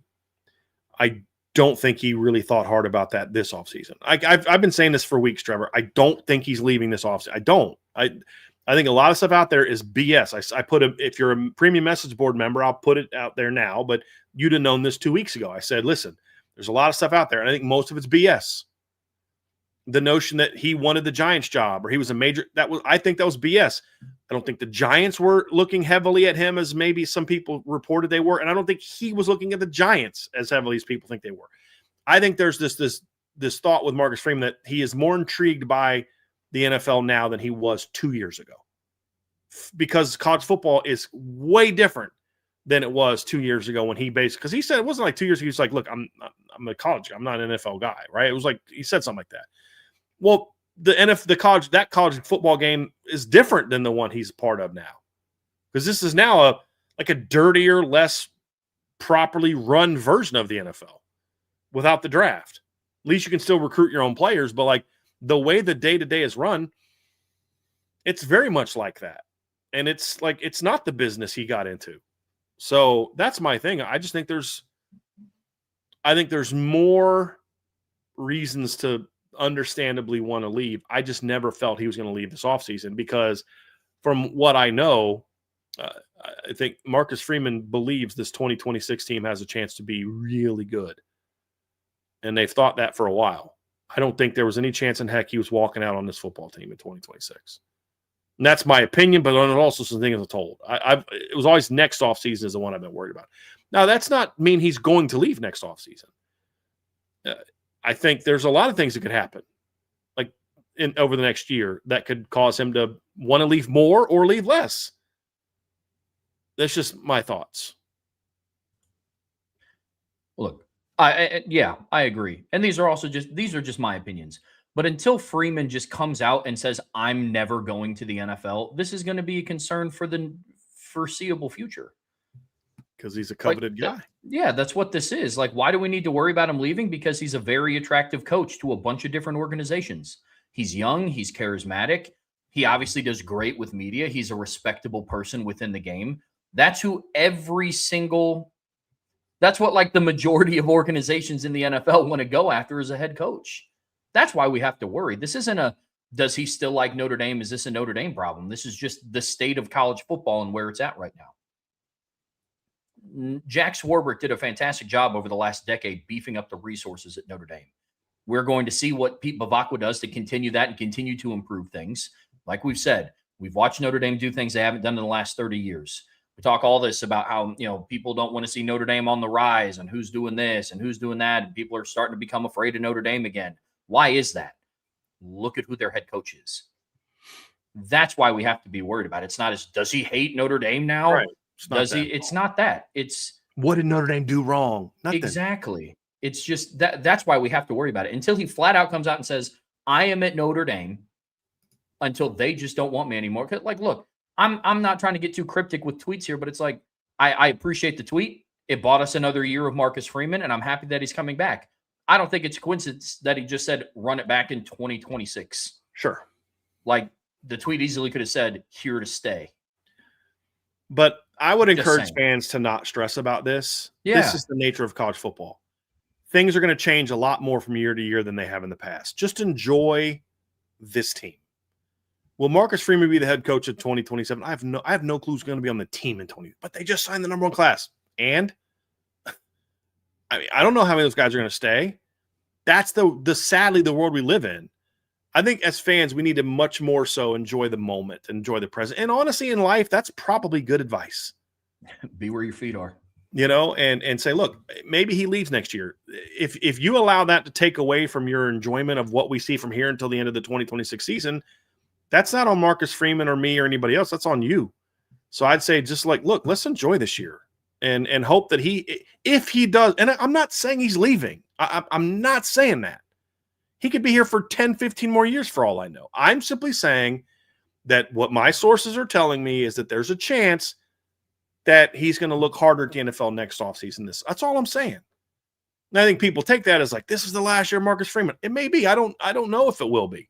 Even if he felt that right now today, that this is my last year, that may change. Because I don't think a year ago he would have thought this is going to be his last year. Things change. So what I do know is, and this is what I can say confidently, that Marcus Freeman is going to be here in 2026. And Marcus Freeman knows exactly what this team is capable of in 2026. And so you know what I'm going to do? I'm going to enjoy 2026. That's what I'm going to do. And because I can't control anything that happens in Notre Dame, and I definitely can't control what happens in 2027. So I don't know if CJ Carr is going to be on the team in 2027. I don't know if Marcus Freeman's going to be the coach. But you know what? Pretty confident they're both going to be on the team in 2026, and so I'm going to enjoy it. 100%. I'm going to enjoy this moment. And then when things happen, we'll address it in shows. We'll talk about it. We'll do all those things when the time is right. But I'm just not – we're speaking on it today because it's relevant today. And then it's moving on because he's the head football coach. Mm-hmm. And we're going to focus on the 2026 team. But I say, man, just I don't know how long we're going to have Marcus Freeman. I hope it's for 10, 15 more years. But I'm going to enjoy whether it's a year or whether it's 10. I'm sit back and enjoy it. Mm-hmm. And that's what I'm just that's just me more of just an outlook on life I've been dealing with some stuff that I've been going through personally and then family and things like that, and watching my people I care about like Trevor and Vince lose loved ones, lose parents, Sean dealing with that, Sean Davis. I mean, like we're all like, there's so much to worry about in this world. I'm just going to, I don't know. Marcus Freeman leaving next year is like the least of my concerns in life. I'm going to enjoy 2026. And then when we get to that moment, then we can deal with the fallout from that. But I'm going to say, hey, man, if this is your last year, then go out like Jim Harbaugh did. You know what I mean? Like, yeah, well, because that's the one thing that I can also confidently say. Even if it is, you're getting 100% of Marcus Freeman's best. Yep. That is something that I will never question, even if we know definitively when it is his last year. Yep. Is you're always going to get 100% of what he brings to the table. And that is something I will always appreciate, no matter what. I'm with you. Yep. Yep. From Battle in the Trenches, with the losses on the D-line, do we potentially go after bringing Aiden Gobira back into the fold, or where do we turn for depth? I mean, look, if Aiden wanted to come back, I wouldn't be against it. He's a good player. He's just bearing the depth chart. He was a solid player for James Madison this year. I don't think he was an elite player for James Madison this year. I'm going to look up his numbers, but I think he had something like 4.5 sacks, which is good. But, I mean, I think a guy at that level who's going to come to Notre Dame and be a difference maker should be someone that's got more than 4.5 sacks, He had 25 total pressures on 310 pass rush snaps. So he had like 10 fewer pressures than Boubacar on like 20 more snaps in the Sun Belt. Like, that's nice, but like he had, about over 100 more snaps than Bryce Young and had 3 less pressures. He's a nice player. He'd be nothing but a depth guy at Notre Dame. And I like Aiden Gobira. He's a good player. I think that's the level he should be at. Absolutely. Go to UCLA with your head coach if you want to do that. That's fine. But like Purdue, those are the levels I think are his max for where he is now, because he's had several injuries that have kind of taken some of his burst away and things like that. But I'd take him if he wanted to come here. If he wanted to come back to Notre Dame for some reason and be a rotation guy, I'd be fine with that. It's not something I'm pushing for. It's not something I'm overpaying for. The state of what I'm about to say is more a testament to the state of Notre Dame's roster than it is any individual player that's in the portal. But you got to keep in mind something. Notre Dame has been recruiting at such a high level over the last couple seasons that there's a lot of players in the portal that come to this roster and they're just a guy. Yeah. And that's not it. Look, I spent 2 weeks talking about how good of a running back Turbo Richard is. Mm-hmm. And then you put him in the Smothers. We did the same thing. Yes, absolutely. And then you put him in a room next to Aeneas Williams and Kedron Young and Nolan James and Javian Osborne and Jonas Walton. And you're like, that looks a little different than when you were in Boston College's running back room. And it was you, and then it was the next guy. And exactly. I mean, look at the perfect example. And he's been a quality player. I don't want to make it sound like he's been bad, but look at CJ Daniels. He was an 1,000-yard receiver at Liberty. LSU gets him. It's like, yo, dude, he's about to turn up in this offense. Let's go. He had like 400 yards. Right. And then Miami gets him, and it's like, eh. And he was a nice player, 37 Yeah. catches for 420 yards. I mean, he was a good player, but he wasn't like the game changer he was at Liberty. 100%. Like, it's just that's what I always try to keep in mind. Now, with that being said, there's also game changers in the portal. Look what Malachi Fields was able to come in and do. So it's not a one-size-fits-all statement, but by and large, especially with how Notre Dame has been recruiting, especially at certain positions, there might be a player that seems really attractive because of what they did at a lower-level school, which might be extremely productive. It just looks a little different when you kind of surround it with other talent on an equal to or greater level. Just different. Agree. From ND for Life, just stopping by to say happy holidays to you both and the entire IB organization. Brian, once again, thank you for always acknowledging our sacrifices to this wonderful nation. Love you guys.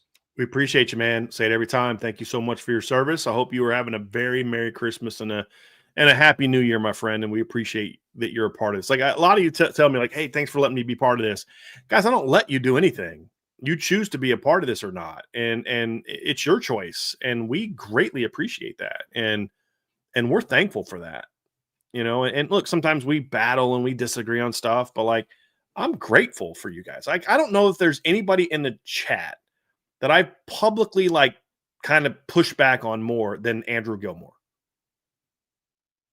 We disagree on a lot of things. I'm so thankful he's a part of our community because he brings a different voice. He brings a different perspective. He never makes it personal, never insults anybody. You know what I mean? Like, he never I don't agree with him a lot, but I'm so thankful he's a part of our community. And he chooses to come back even though I'll agree on him or disagree with him and call him out. I love that about this community. And we're thankful for you guys. We really are.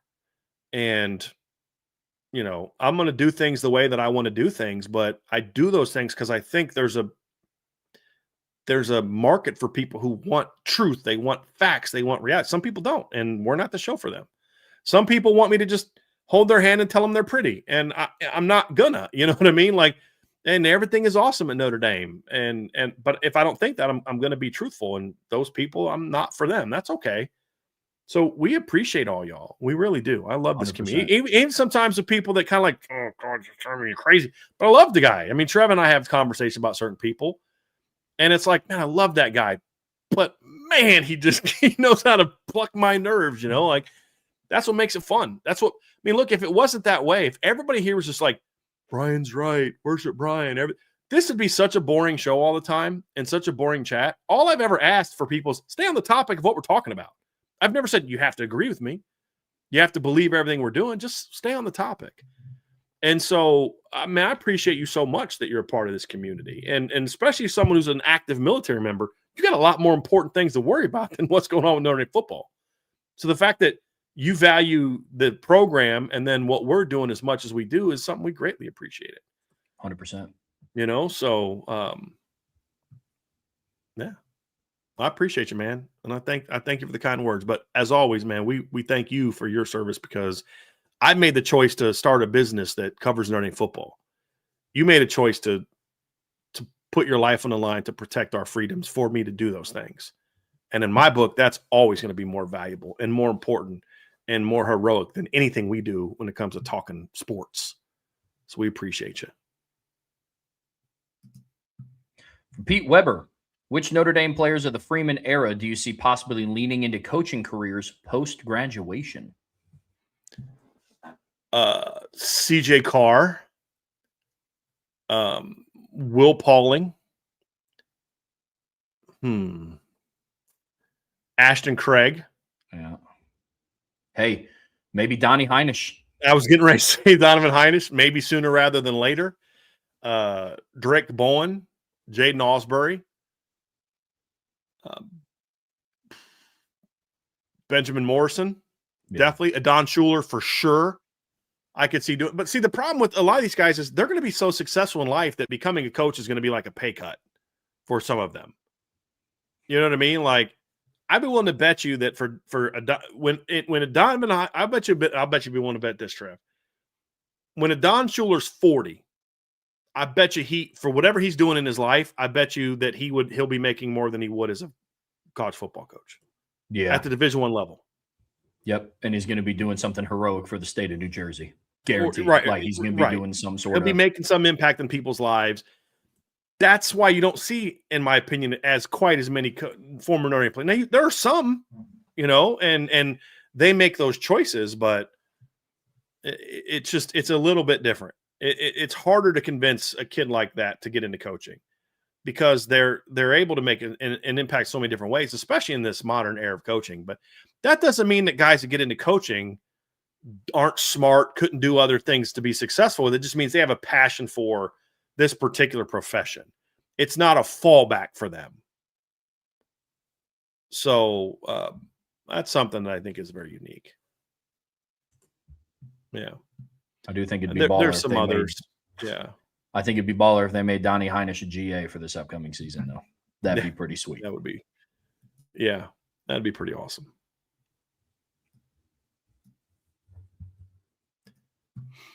ND Milton fan, are there any transfers or likely suspected transfers that signal a bigger problem? I mean, there haven't yet. I'm not going to tell you who would be, but if they happen, I will address it. Like, I'm not trying to dismiss your question, ND Milton fan. I'm not. It's just that, none of the transfers so far signal that. Like, even the Jadon Blair one, I'm very unhappy about that situation. I don't like how it was handled. I don't like that a player with that town is leaving, but I don't think it signals a bigger problem for Notre Dame, per se.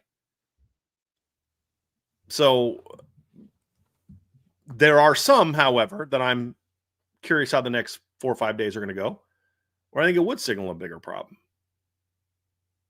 And if that happens, then I'll address them. If they don't happen, then we don't need to know who those players were. Yeah. Is that fair? Yeah. Right? Absolutely. So I got the thumbs up from ND Milton fan. And it just kind of fits in line with what we do is I don't put that stuff out there. It's not my news to break. If a kid leaves, then that's his choice. I don't think it's right for someone in my shoes to talk about who might leave, because most kids in this era kind of have to at least talk about it with their family and their agent. Like, hey, man, I'd love to be at Notre Dame, but they're offering me $500K and this school's offering me $1.5 million. That's $1 million pay raise for a 19, 20-year-old. Like, they're going to think about it. So let's say I find out he's thinking about it, and I report that, Johnny Jones, the starting position at Notre Dame, is thinking about leaving. And even if I give you context, if he decides to come back, there's still, every time he doesn't do something right, it's because he was thinking about money and he's thinking about it. There's going to be people like that. And I'm just not going to put that out there, because most kids are going to at least think about things. And I also don't think that's wrong. I transferred after my freshman year. I've said this before. You'll never hear me criticize a kid for transferring just because I don't like transferring. You'll never hear me do that. I just want kids to transfer for good reasons, because otherwise they're going to look back and have regret. And if it's something about their feelings or whatever, it's not a coming to. Well played. But that's why I don't put that stuff out there. On top of the fact that we have the policy of there's certain big events in kids' lives that are meant for them to break. Now, I know that in today's era, On3 is going to break it. Somebody else, that's fine. That's their business. That's I don't work for them. I don't work for them. I don't believe in what they do. We believe in doing things the right way. Now, I could get more clicks if I put some of that stuff out there, but that's not what we do. So we'll talk about, if it happens, we'll talk about it. And now, like, when a player's career is over, I may look back and be like, hey, that guy thought about leaving after 2025 or 2026 or whatever. But there's no reason to kind of get into that. This is great. Yeah, he was always overrated. He never going to sniff the field. Good riddance to Johnny Jones. Well played.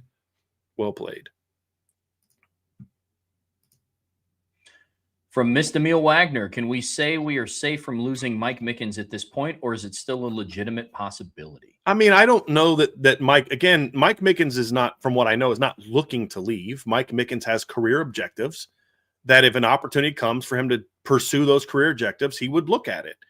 If a school says, hey, let's hire him as the defensive coordinator, and they're a Power 5 school, I think there's a legitimate risk of losing Mike Mickens.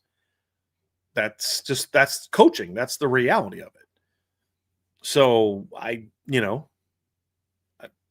you're always in the position of if someone's going to, I think Al Washington's very happy at Notre Dame. If the right school called and said, hey, man, we want you to be our head coach, or we want you to be our defensive coordinator, do I think he'd consider it? I think so. I think that's true for every coach on the roster. If they're offered an opportunity for a promotion that gets them further and closer to their career goals, they will look at those and should look at those. And I don't think there's anything wrong with that. I don't think there's anything wrong with players leaving. What I have a problem with are coaches that just hop from job to job, taking lateral moves just because they're getting paid more. That I don't like. But if, Mike Mickens has proven that that's not who he is. I think Al Washington has proven that's not who he is. That Joe Rudolph, that's not Joe Rudolph isn't sitting around waiting on the next job offer that's going to pay him $300 more grand than Notre Dame's paying him. But at the same time, if a school says, hey, Joe, we want you to be our offensive coordinator and O-line coach, what do you consider? I think you kind of have to. Same thing with Gino Guidugli. I think Gino Guidugli's proven he's not just going to take any job offer just to, get more money. But if somebody comes along and says, hey, coach, we want you to be our offensive coordinator and call plays, I think he'd be foolish not to at least consider it. And I think that's where they are with a lot of coaches, including Mike Mickens. But I don't think Mike Mickens is shopping himself around, nor is his agent. I don't think he's looking for other jobs. I think he's very happy at Notre Dame.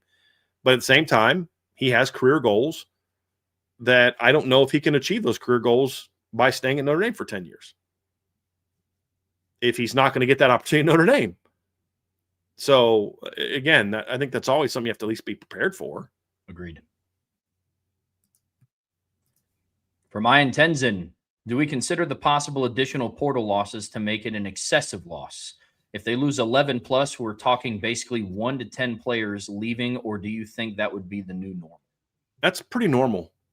They've already lost 9. I think you could see, and they've lost 13 total when you look at the NFL departures as well. But even with those 13, they're still at 95 scholarships for next year. 95 scholarship players. And it's actually 14 if you count Donovan Hinish retiring. I think it's just the new normal. And that's always been kind of normal. Kids didn't leave as early in their careers. They would transfer after their junior year because they were going to get their degree, but it's just the new normal. Notre Dame Notre Dame would not have been able to sign 27 kids in the 2026 recruiting class if it wasn't for the new rules.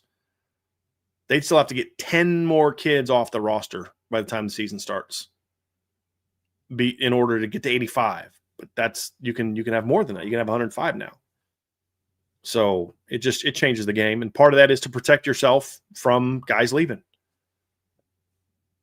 So it's part of it. Nothing that's happened in Notre Dame this offseason has been abnormal from a numbers standpoint. And there's only been one guy that jumped in the portal where I was like, man, I don't like that decision by Notre Dame.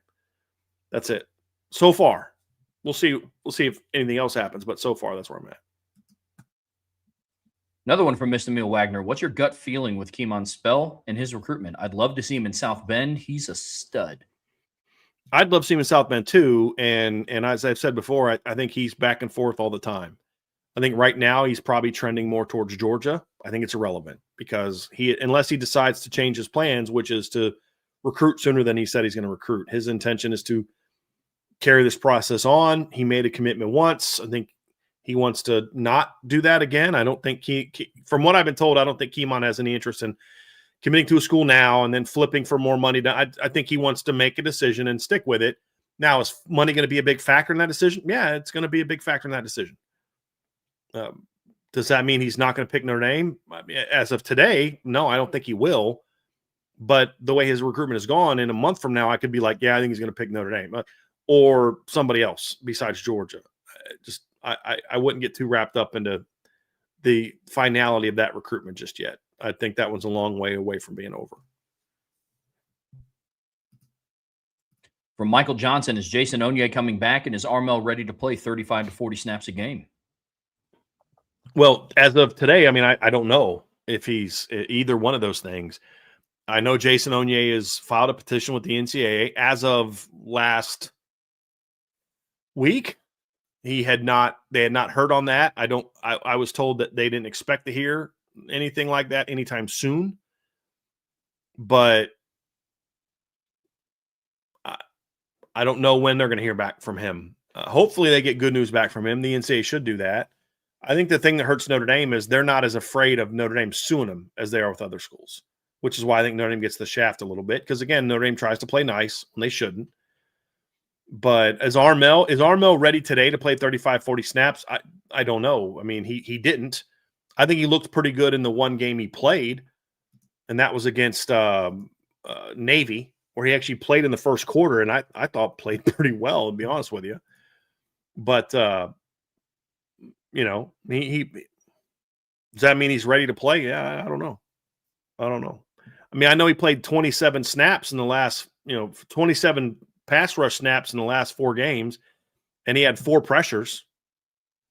So that's pretty good, So we'll see here if he's ready to play at a higher level. But I mean that's a $1 million question, Michael, and that's going to be a major task for Al Washington in the offseason, because regardless of what they do in the portal, they need to get him ready. Because regardless of whether he's going to be the starter or not, what we've talked about on the defensive line, especially going into this year, is it's going to be more of a rotation. So maybe it might not be 35 to 40, but what about 30 to 35? So that's definitely probably a top priority, I would have to imagine, for Al Washington, amongst other things. Yep. From Ed, do we have any idea who Marcus Freeman will move on to be the next linebackers coach? I don't. And honestly, Ed, I haven't really done a lot of digging into this because, number one, they're going to be really quiet about who they're looking at. They don't like to let that stuff get out there a whole lot. There were some rumors about Nick Lazinski and some other things. I mean, I think there's also an opportunity where if you're Notre Dame, do you consider also if there's like an elite D-line coach out there? Do you consider maybe bringing him in and then letting Al Washington coach linebackers, which is what he coached at Ohio State and Michigan? I don't know. I think there's at least some flexibility there, and I don't think it needs to be in a rush. There's a lot of teams still playing. There's a lot of NFL coaches you might consider that are still playing. There's some college coaches that you want to consider that are still playing. We have to kind of reprogram our minds. In the past, Notre Dame has finished the season and then kind of quickly moved on to portal guys were quickly out of there, and then coaches were quickly making decisions because they were finishing the season in January. This season's been over since November. You know what I mean? So I don't think he needs to be in a hurry to make a decision. I think you want to wait to see who all is out there. Because let's say he rushes to make a decision now, and then all of a sudden, end of the year, like, man, so-and-so coach from such and such place that would have been a great hire was interested, but he didn't. He was focused on his team. Let the season finish and then see who all's out there and make your moves. Unless there's a guy you're like, we've got to have that guy. Like, we've got to have that guy. Well, then go get that guy. But I mean, I don't think it'll drag on for 2 more months. But I honestly don't know specifically who's looking into, and I haven't really asked, because this is one where I kind of feel like this is a position I don't worry as much about Marcus Freeman messing that up, because that's kind of his baby. From Jay Melvin, Brian, are you worried about the receivers next year? I guess my biggest fear is that we're still back in 2021 with the receivers. Oh, gosh, no.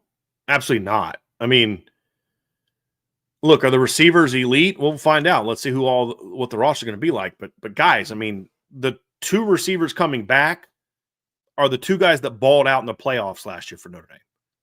Jordan Faison balled out against Indiana and Georgia, and Jaden Greathouse balled out against Penn State and Ohio State. Like, they got dudes coming back. Plus, you've got young players. Micah Gilbert's played.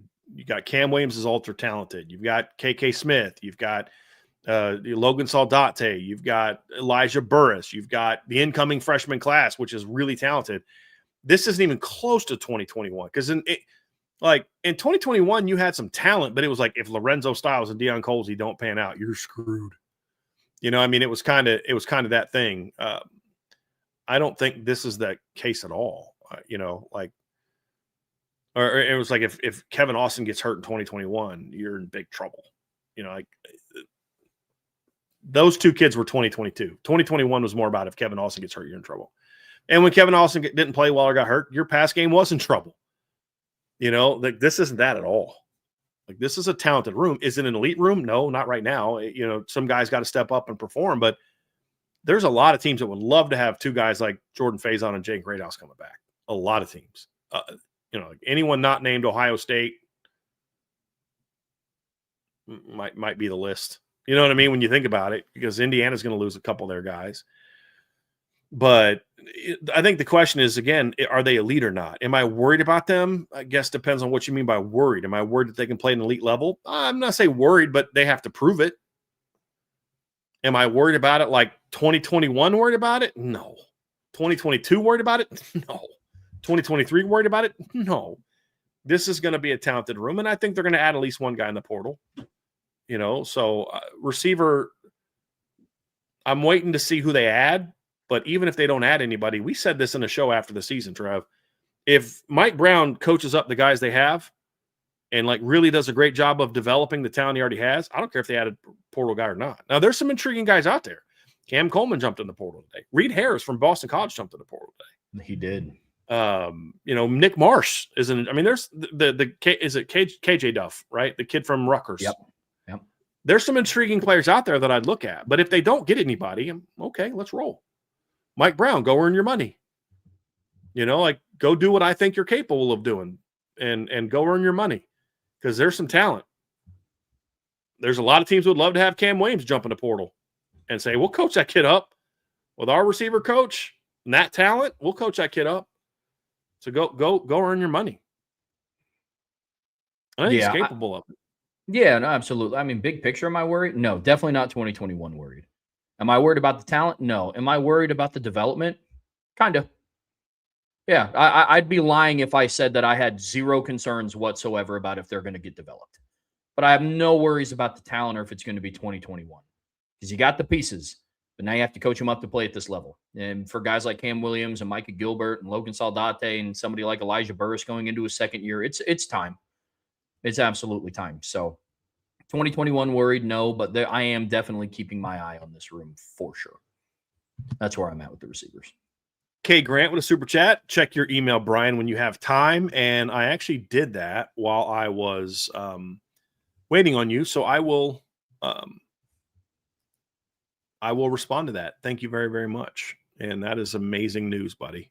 Amazing news. So I'm not sure if he wants it out there, but it's awesome news, buddy. I'm happy for you. And I appreciate the super chat. But don't give me any more super chats, man. With what the news you gave me today, you need to save all your money. We appreciate you, but do that. From Johnny 3, where do you see Love going in the draft? I think he's a top 15 pick. I mean, I'm not an NFL draft expert. I'm just telling you what I've read from people that are top 10 to 15 pick. I mean, he's going to be like a Jahmyr Gibbs type of range, Bijan Robinson, Jahmyr Gibbs type of range. I think Bijan went 8th.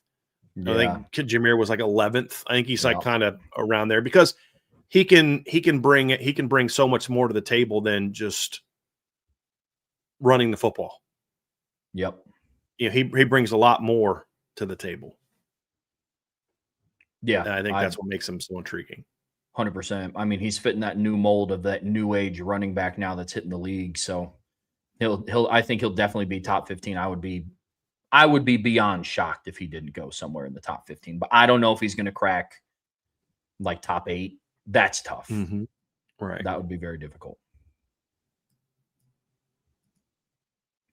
Another one from Jay Melvin. I think an important thing Freeman really needs to do is lock down home field every year during his administration. We've lost a game at Rockney. We need to win out in South Bend next year. Yeah, I think what he's trying to say is they've lost a game at home every year under Freeman. And that's true. They've actually lost a game at home every year since 2020. So last time they ran the table at home was 2020. Yeah. They lost a game in 2021. They lost to Cincinnati. 22, they lost to Marshall and Stanford. 2023, they lost to Ohio State. 2024, they lost Northern Illinois. 2025, they lost Texas A&M. So, yeah, I think you're absolutely spot on. Mm-hmm. Absolutely spot on. From Mark Avalone, do you think the Texas Tech coach is getting on Notre Dame because Notre Dame tried to poach his GM/lead recruiter? Probably part of it. If it is, it's like, dude, get over it. Like, grow up. You know what I mean? Like, you stayed in one job your whole life. And let's be real about something else. If Marcus Freeman left tomorrow and Notre Dame said, hey, Joey McGuire, we want you to be our head coach, he would do backflips and sprint to South Bend, Indiana. So he can miss me with all that crybaby stuff. Dude, you're in the college football playoffs. You're having the greatest season of your program's history. Enjoy it and stop worrying about Notre Dame. Like, why are you still crying about Notre Dame? Like, just shut up and enjoy your team. Like, I wanted to root for Texas Tech so bad, but their whiny head coach and their nut job fans make it really hard sometimes. Yeah, I mean, this could definitely be a facet of it. I just think it falls in line with another coach getting his 5 seconds, because let's not get it twisted. Texas Tech was very average up until this year. They're like 7-6, 8-5. He gets his 5 seconds of fame. How do you keep it? By taking a shot at one of the bigger names in college football. Yeah, whatever. That just keeps you in the limelight. I mean, was Marcus Freeman talking about some random Big 12 team last year in the playoffs? Does Kirby Smart ever do that? No. Dude, worry about yourself. Worry about Oregon. You need to worry about Oregon. Teams that have been there before don't do that. No.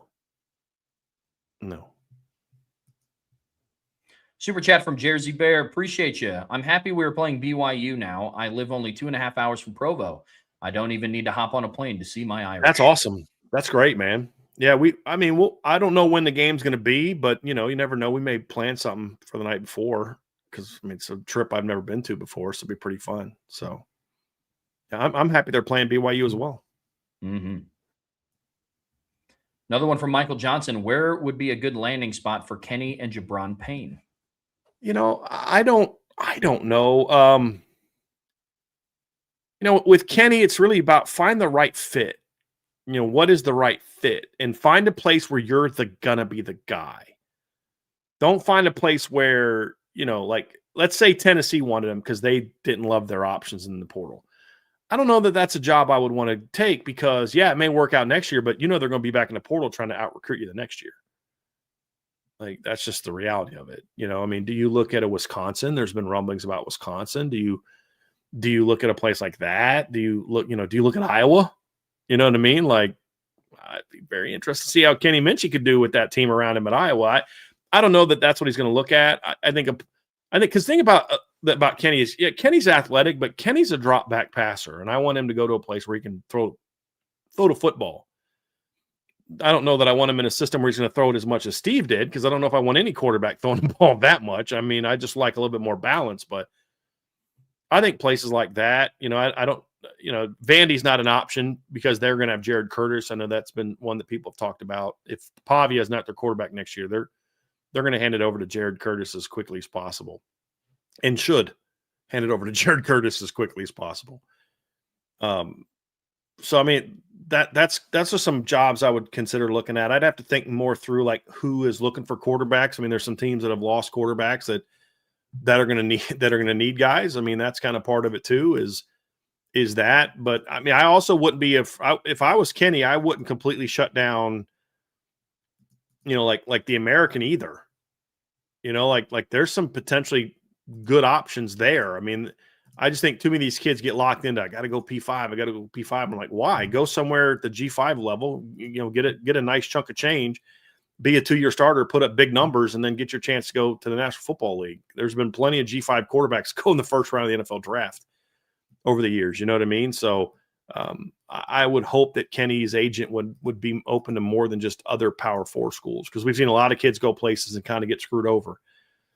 Like thinking of some schools that are going to need a quarterback, Georgia Tech, if they lose Aaron Philo, could they be a school looking for a quarterback? They got to hire an offensive coordinator first. I don't know that they've hired one yet, because Buster Faulkner's going to Florida.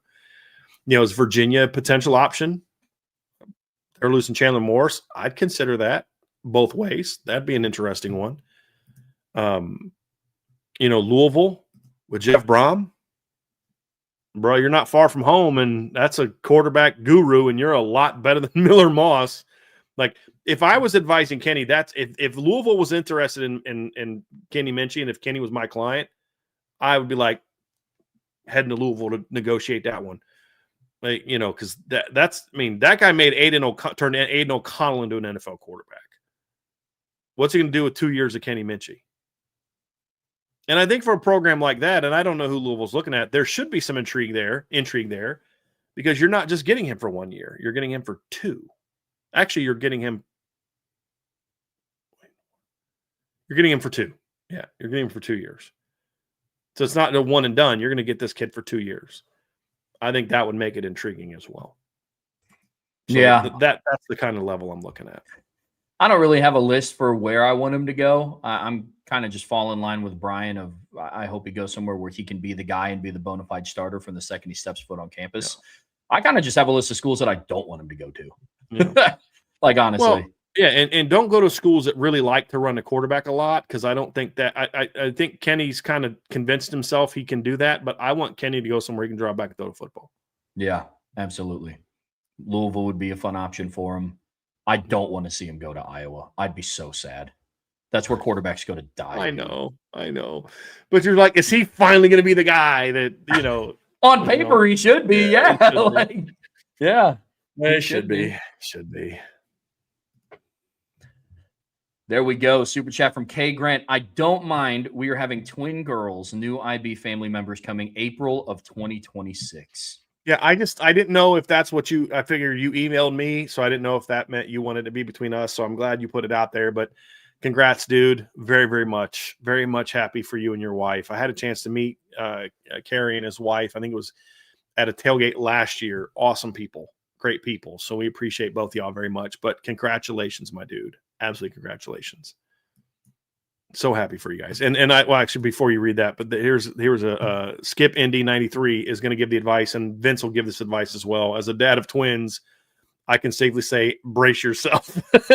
Vince says, listen, twin girls are a blessing and a curse. Congrats though, because Vince has twin girls. So, but yeah, we're happy for you, dude. And we're happy for those kids that they're going to be brought into this world to really awesome people. We appreciate you very much. Also, happy birthday, Vince. Yeah. So saw that it was your Facebook, I saw it was your birthday today on Facebook, buddy.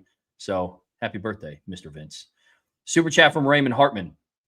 Would you be okay with Notre Dame scheduling a home and home with USF? I would love that being 45 minutes from USF's campus. I think USF has open dates for 26 and 27. I would be okay with it for you, Raymond. Only for you.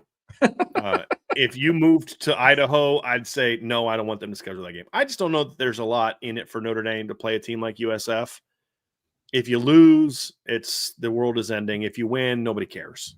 Yeah. I'd rather if you're going to play a G5 team, play when you're going to smack. Give yourself the sort of that, give me another Rice caliber team. But yeah, especially because I don't think this next version of USF is going to be as good as the one that we just saw. Like if you were playing this year's UCF, then there'd be value to that because you'd at least get a ranked win, a team that was ranked for a bit. But I don't know that it does a lot of value for you. And I don't know if playing at USF all of a sudden makes you more attractive to Florida recruits. Agreed. So if you're going to play a team, I'd rather you play somebody better or worse than that, not that level. Play someone you're going to smack or play someone really good that's going to be ranked. One or the other. Be my take. But that's only if you're not involved in the equation, Raymond. With you living there, yes, let's do it. Bang. Last one. Then one from Alekino. Which early enrollee is going to wow you the most this spring? I wish I knew the answer to that. I'll give you some guys that I think I think the two running backs people are going to be like, whoa, who are these dudes? Offensively, I think Kadon Finley is going to come in and be kind of like, oh, who's that guy? Like day one. Defensively, I think the two ends are going to impress people early on.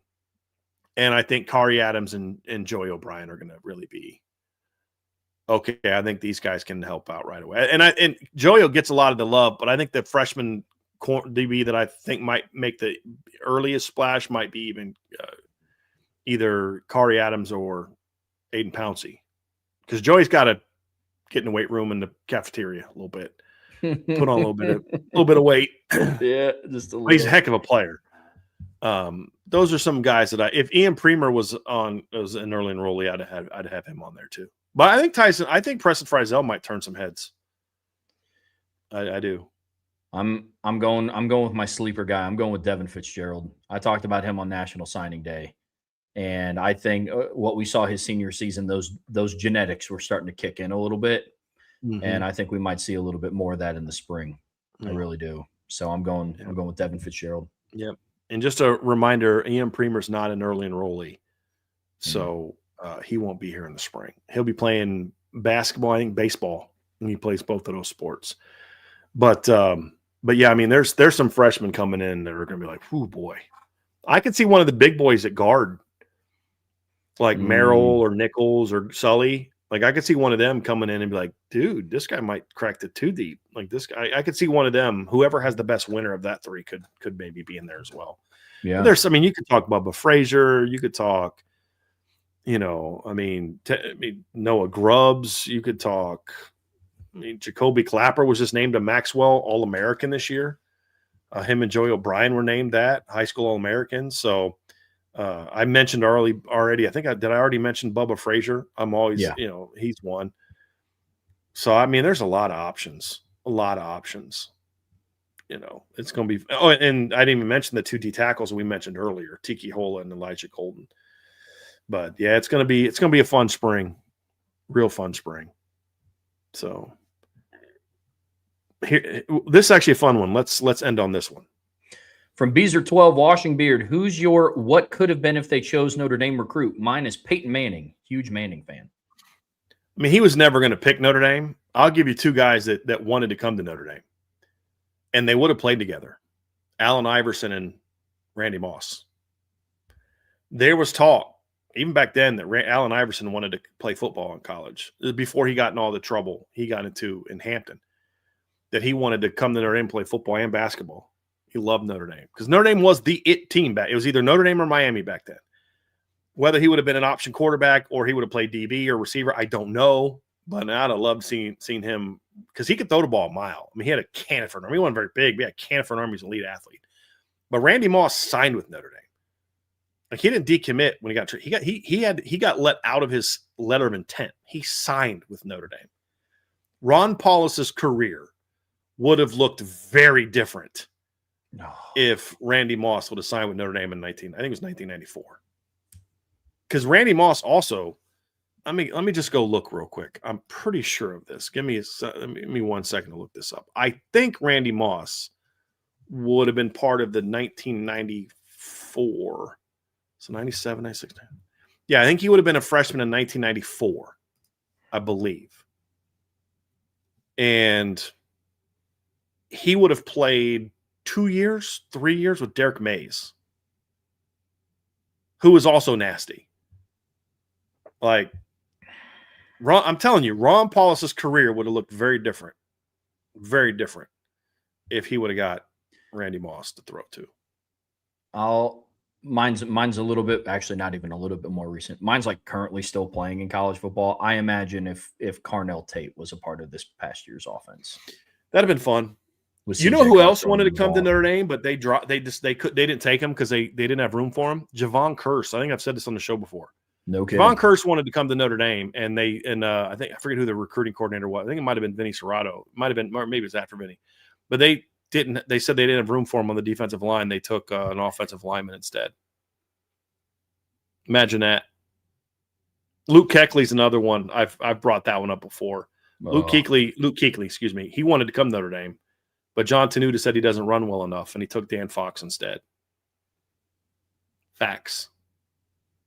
Because that was one where I even said, I told my boss at the time, you got to reach out to Notre Dame and push this kid because he knew people in the back office. This is when I had first got started. I wasn't even full-time yet. I was just doing recruiting. And I said, look, I've never advocated for a kid, but this kid they got to take. He's a stud. He's going to be special. And didn't like him. Said he didn't run well enough. He would have crawled to Notre Dame. Could you imagine Luke Kuechly and Manti playing 3 years beside each other? That'd have been fun to watch. That'd have been really fun to watch. Could you imagine Manti Te'o, Luke Kuechly, and Harrison Smith on the same defense in 2011? And Brian Kelly still would have found a way to go 8-5. No, even Brian Kelly couldn't have screwed that one up. Even Kelly couldn't have screwed that one up. Oh, my goodness. That would have been fun to watch. And no, they wouldn't have held Bama to 28 because Luke Kuechly was not going to be a 4-year player at Notre Dame, with all due respect, unless he just decided, you know what, I don't want to come back to the NFL, or I don't want to go to the NFL yet. But he was, because the thing about him is he ran so much better than Manti. But he was a stud. He was an absolute. He had 532 tackles. He only played 3 years of college football. He played 3 years as college football. He had 532 tackles, 299 solo tackles. So this isn't even about him getting a bunch of assisted tackles loaded up on. He had 35 and a half tackles for loss and 7 interceptions in 3 years. And he took 2 of those touchdowns back for touch. He took 2 of those interceptions back for touchdowns. And by the way, that wasn't a BK decision. That was under Charlie Weiss and John Tenuta. That was the year before Brian Kelly arrived. So you can blame Brian Kelly for a lot of things, but that's not one of them. I think Brian Kelly would have actually taken Luke Kuechly because he loved recruiting Cincinnati early in his tenure. So, yeah. Yep. Oh. Yep. So those are some good ones, but there's a running back that went to Miami, James Jackson, who also signed in that class and got dropped because of academics. But every school has those. Every school has those. Every coach has those. We should have taken this guy, all those type of things. And everybody's got those misses. Lou had them. It's part of the business. You're all going to get them wrong sometimes. So, Brandon Pleasant, Notre Dame should schedule a head-to-head with South Carolina. Thanks for the super chat, Brandon. I don't really care about playing South Carolina. Again, it's another one of those. If you beat them, you don't get the credit for it because they'll give you some excuse if they beat you. Like how much credit does Notre Dame get for beating a pretty decent South Carolina team in the Gator Bowl? Like I bet you 90% of SEC fans, if you said, hey, what SEC teams does Notre Dame beat in the last 5 years? They'd be like, Georgia, that's it.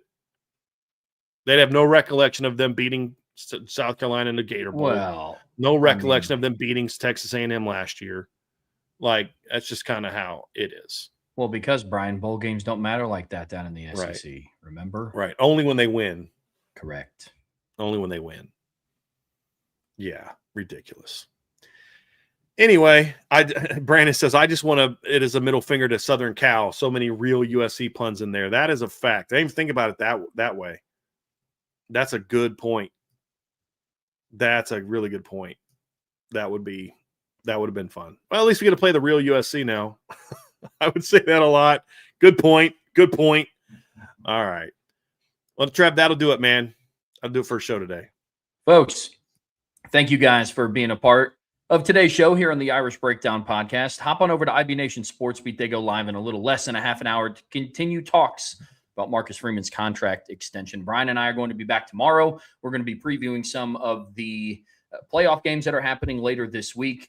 Then Wednesday, we have the buy-sell hold. So we'll be back tomorrow at 1 p.m. On your way out of here, be sure to hit that like, hit that subscribe, hit that notification bell. Share this podcast with your friends and family, anybody that you know loves Notre Dame and college football as much as you do. But as always, the best way to support what we do here and stay in the now is subscribe to the premium message boards at boards.irishbreakdown.com. So until tomorrow, that's Brian. I'm Trevor. We'll see you back here very soon on the Irish Breakdown podcast.